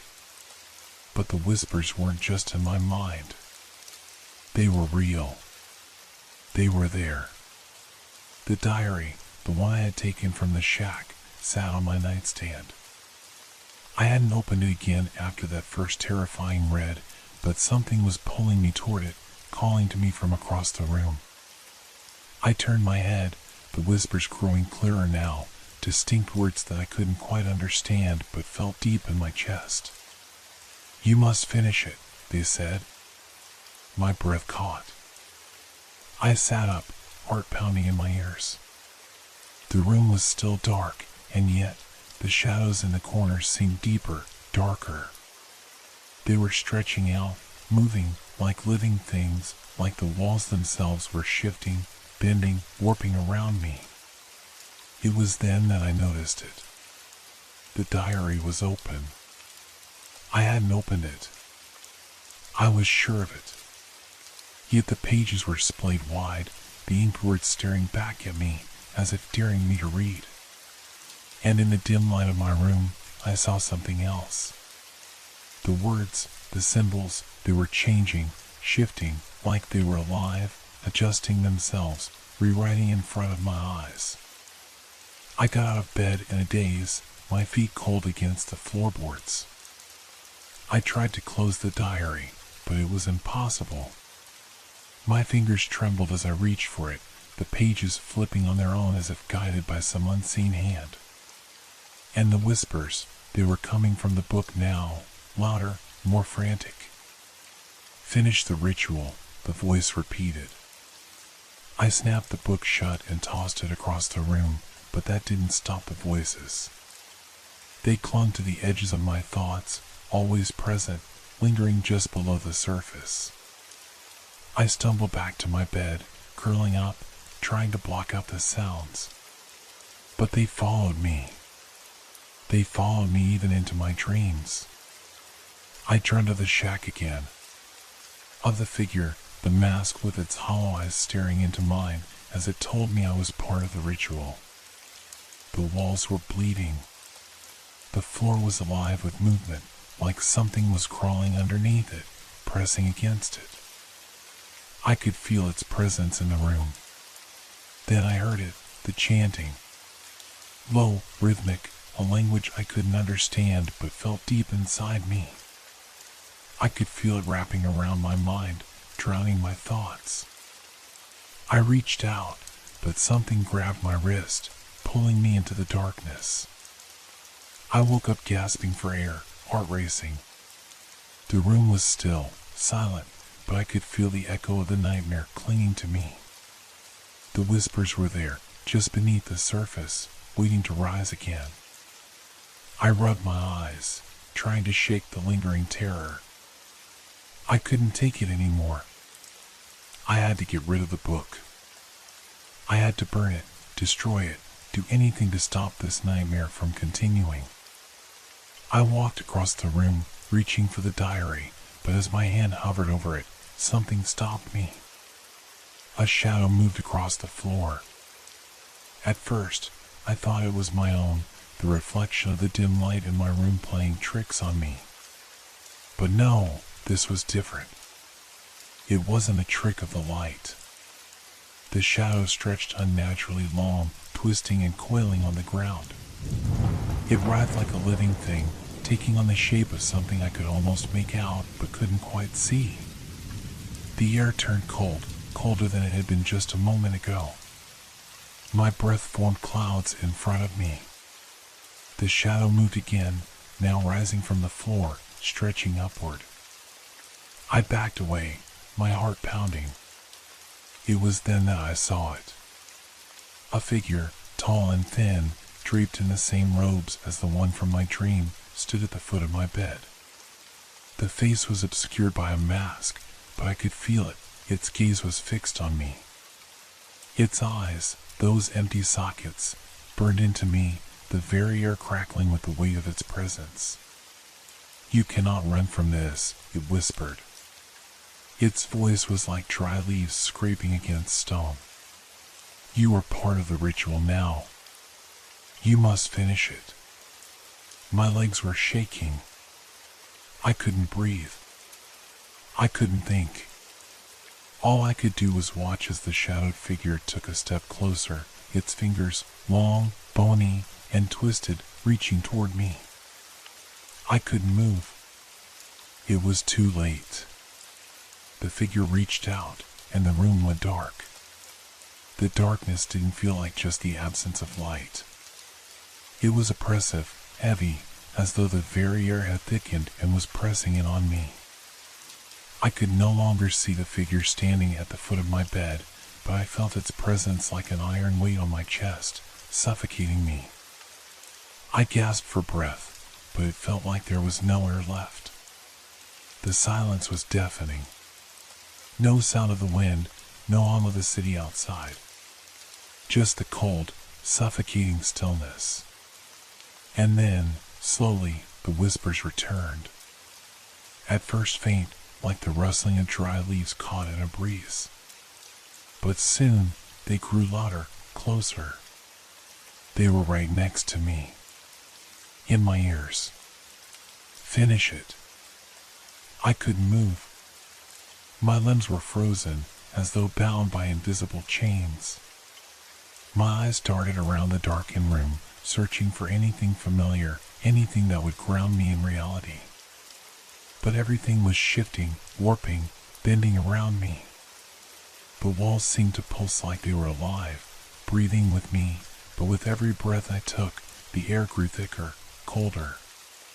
The shadows seemed to crawl across the floor, sliding across the walls like living things, stretching and reaching for me.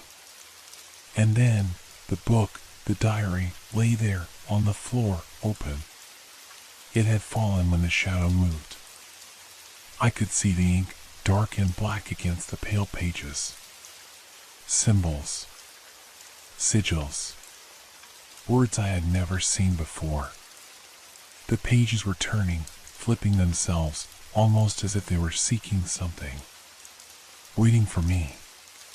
It felt like the entire room was vibrating with some dark energy. The whispers grew frantic, more urgent. Finish it.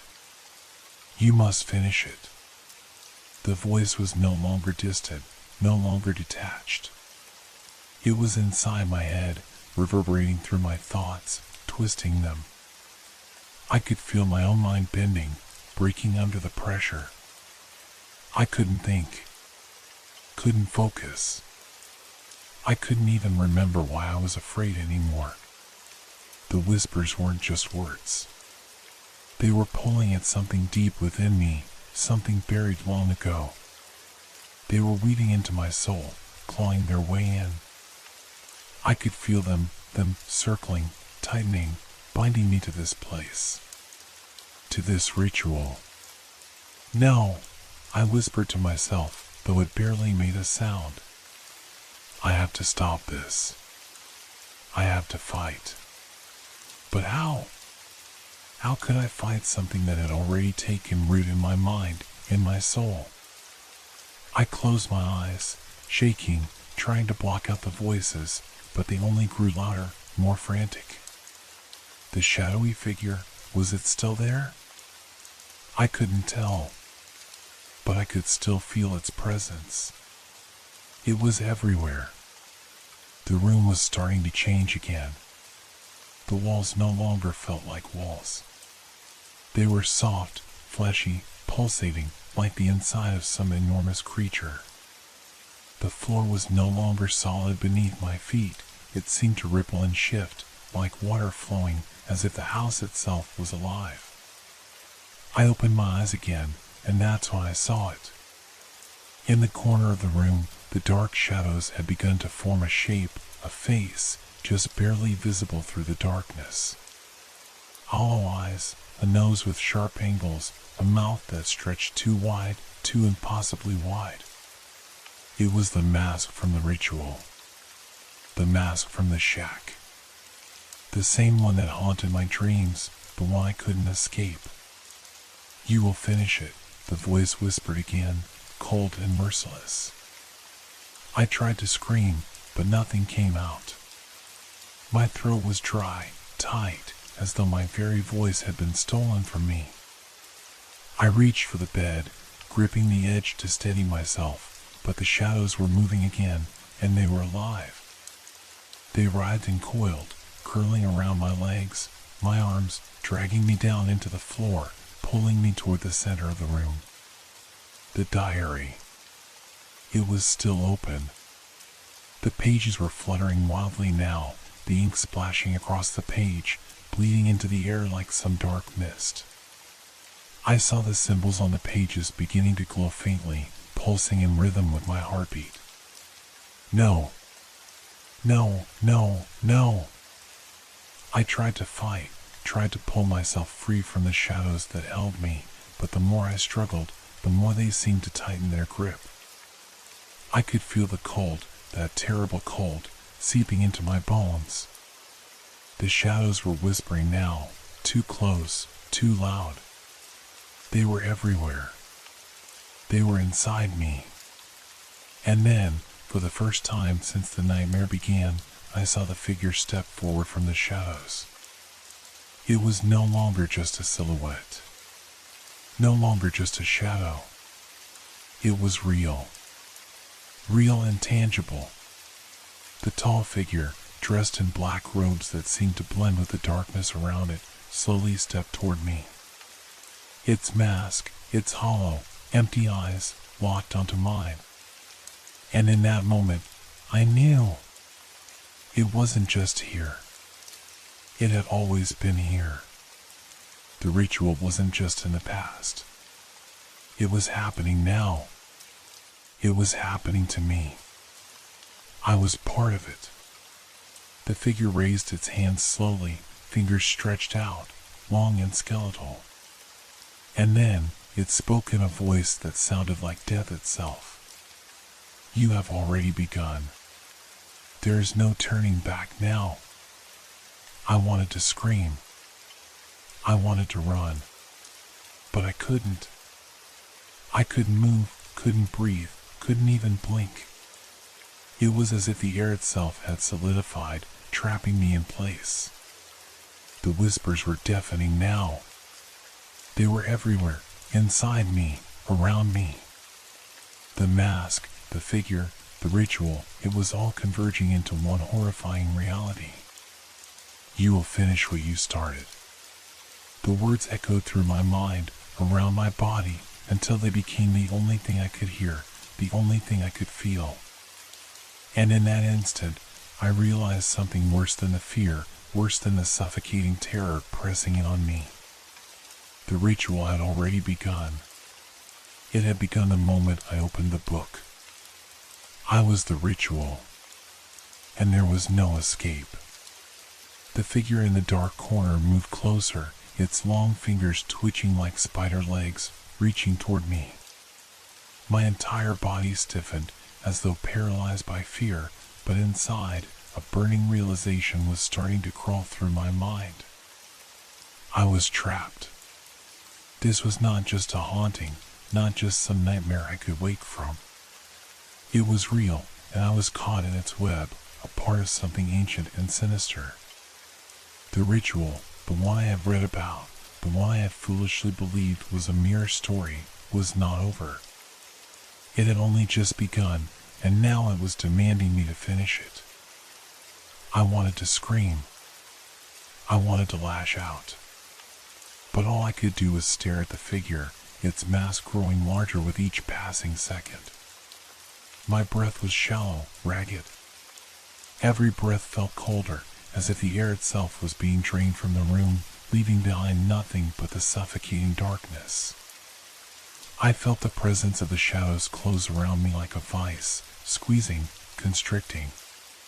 They were alive, twisting, bending the very fabric of the room into something unrecognizable. The walls no longer looked like walls. They had transformed, become a grotesque version of themselves, fleshy, moving, as though the house itself was a living organism, breathing in time with the shadows. My fingers, trembling uncontrollably, reached for the book. It lay just beyond my grasp, its pages turning on their own, the ink seeping out like black blood. The symbols on the pages were now glowing brighter, pulsing with a strange energy that seemed to resonate with the air around me. I could hear the whispers in the air, the incantations that once seemed so distant now echoing in my ears, deep and guttural and wrong. They didn't sound like words anymore. They sounded like a command. You must finish what you started.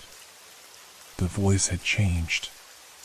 It was not the cold, hollow whisper from before. It was stronger, more insistent. The air around me hummed with power, a dark, malevolent energy that I couldn't understand. It felt like the world itself was waiting for something, waiting for me to take the final step. I tried to reach for the book, but the shadows were pulling at me. They were wrapping themselves around my arms, my legs, binding me in place. I felt a sharp, searing pain as the shadows sank into my skin, and I cried out, but my voice was swallowed by the darkness. The pain was unbearable. It was as though the very fabric of my being was being torn apart. In a desperate frenzy, I forced my fingers to grasp the edges of the book, pulling it toward me. The pages flipped wildly, and then, suddenly, they stopped. The room fell silent. The whispers ceased. The shadows stilled. And then I saw it, the final page. The last symbol, a grotesque, intricate shape, was drawn in ink so dark it seemed to absorb the light. It was beautiful in its own terrifying way, like a piece of art that should never have existed. It was the final act. The final incantation. I knew, deep in my gut, that this was the moment of no return. My hands shook as I turned to the page. The ink seemed to ripple, to move like liquid, even though it was dry. It felt alive, as if the book was breathing, pulsing with a dark life of its own. The symbol on the page began to glow, casting an eerie, sickly green light across the room. "Say it," the voice murmured, its tone now dripping with anticipation. I looked down at the page, my heart racing in my chest, every instinct screaming at me to stop, to throw the book away, to run as far from this place as I could. But the whispers were overwhelming now, their volume rising, crashing against my mind, drowning out all thought. "Say it. Finish it." I opened my mouth, and the words came, not from me, but from the book. The incantation flowed out of me, unbidden, as though something far older than me was speaking through my voice. My lips moved, repeating the dark, forbidden words, ancient words I had never known, words that should never have been spoken. With each syllable, the room shifted again, warping and bending. The shadows lengthened, growing longer and darker, filling the corners, crawling up the walls. The mask in the corner seemed to pulse with life, its hollow eyes glowing brighter, its mouth stretching wider as though in a silent scream. The air grew colder, so cold it felt as if my breath itself was freezing in my lungs. The book, its pages still fluttering, slammed shut, and the shadows in the room screamed in unison, a horrible, tortured sound that rattled my bones. The floor beneath me cracked open, and someone, began to rise. I could feel the presence of it, feel its weight pressing down on me, its coldness seeping into my skin. The very air felt thick with power, with the weight of what I had just unleashed. I wanted to look away, to close my eyes, but I couldn't. I was trapped, locked in place by my own fear, by the ritual. The thing rising from the floor was not human. Its form was blurred, distorted, as though it were an embodiment of every nightmare, every horror I had ever imagined. It was alive, and it was waiting for me. The shadows curled around it, feeding it, strengthening it, and I realized this was it. The awakening. The creature that had been bound by the ritual was free now, free because of my foolishness. The binding had been completed, and I was its anchor. I wanted to scream, to run, to escape, but the room itself had become a prison, its walls closing in, and the figure, the ritualist, loomed ever closer. I couldn't breathe. My chest was tight, my vision blurred, and I realized, too late, that I had crossed the point of no return. The figure reached out to me with its skeletal hands, its hollow mask inches from my face. And then, in a voice like the screeching of metal on stone, it spoke. "Now, you are one of us." The last thing I saw before everything went black was its mask, empty, unblinking, staring into my soul. The world spun around me, dizzying in its cold embrace. My body felt as though it were being pulled in multiple directions, weightless, as though the ground beneath me had vanished. I couldn't feel my legs, my hands. There was only a crushing silence that pressed against my ears, deafening, suffocating. Then the pressure eased. I gasped for air, but it tasted stale, foul, almost like iron. The scent of decay filled my nose, and I could feel the remnants of the ritual swirling through the atmosphere, thick like smoke. My head was spinning. My mind was fractured, a jigsaw puzzle with pieces scattered across an endless abyss. I opened my eyes. The room had disappeared. The house, the walls, the shadows were all gone. There was no longer any trace of the book, the mask, or the figure that had bound me in this waking nightmare. Instead, I found myself standing in a vast, empty expanse, nothingness. A void. There was no sky, no horizon, only the inky blackness stretching endlessly in all directions. I looked down, and my feet hovered above the ground as though I were standing on the edge of some unfathomable abyss. There was no sound, no wind, no warmth. Only cold, sharp, and unyielding. The feeling of weightlessness only lasted for a moment before a force yanked me down. I felt as though my very soul had been wrenched from its place, dragged through the abyss and into something far darker. Something that had no name. It was a place that existed beyond time, beyond the understanding of the living. And yet, I was not alone. There were whispers here. Not the soft murmurs of the ritual, but something older. Something umbrier. The voices seemed to scrape at my mind, clawing at the edges of my sanity, their words tangled and incomprehensible, but I knew, deep in my heart, that they were speaking to me. You summoned us. The words echoed through the void, vibrating in my chest, rattling my bones.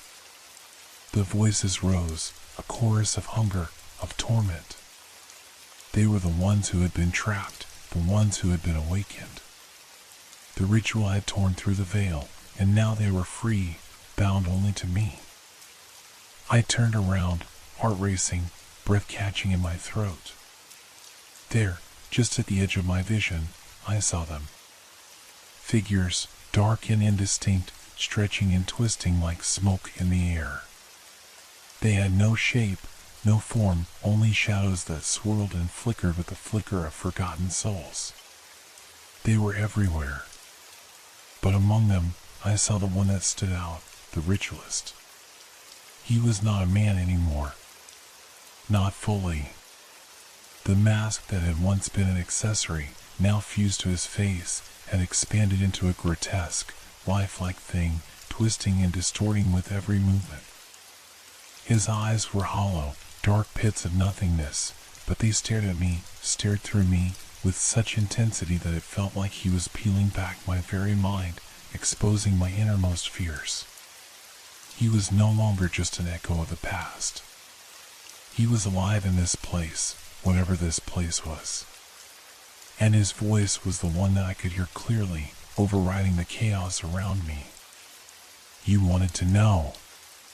You wanted to see. His voice was low, reverberating with an unnatural resonance that made the darkness seem alive. The very ground beneath me trembled at the sound of it, and the shadows shifted uneasily, as though they feared him. I could barely move, my limbs sluggish, weighed down by the presence of the thing before me. It reached out a hand, and though it was just a silhouette, I could feel the icy chill of his fingers against my skin, creeping through my veins like poison. Now you will understand. The world seemed to warp around me. The void blurred, and I could see flashes, visions, memories of places I didn't recognize. Old houses, fog-covered landscapes, strange rituals being performed by robed figures in some forgotten language.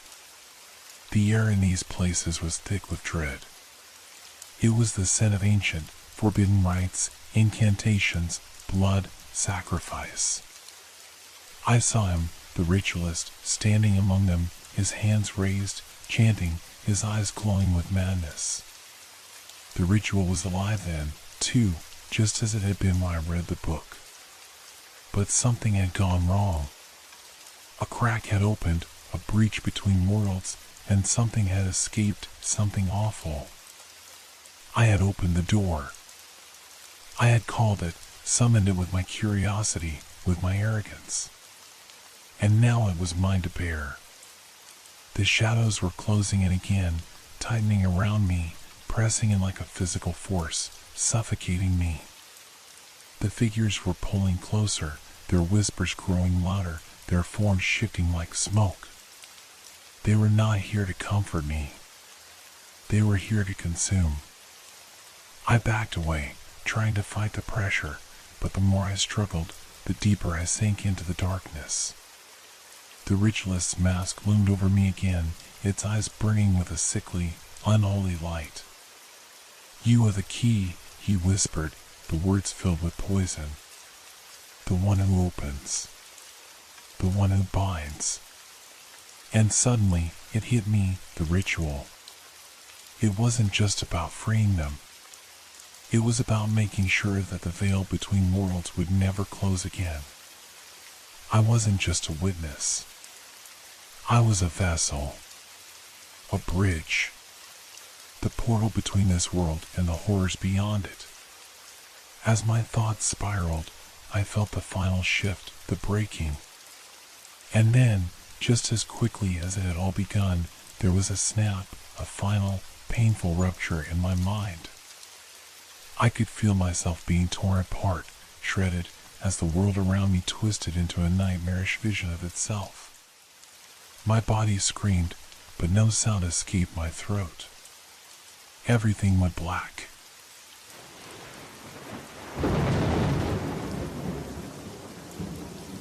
Hope your dreams are filled with fear.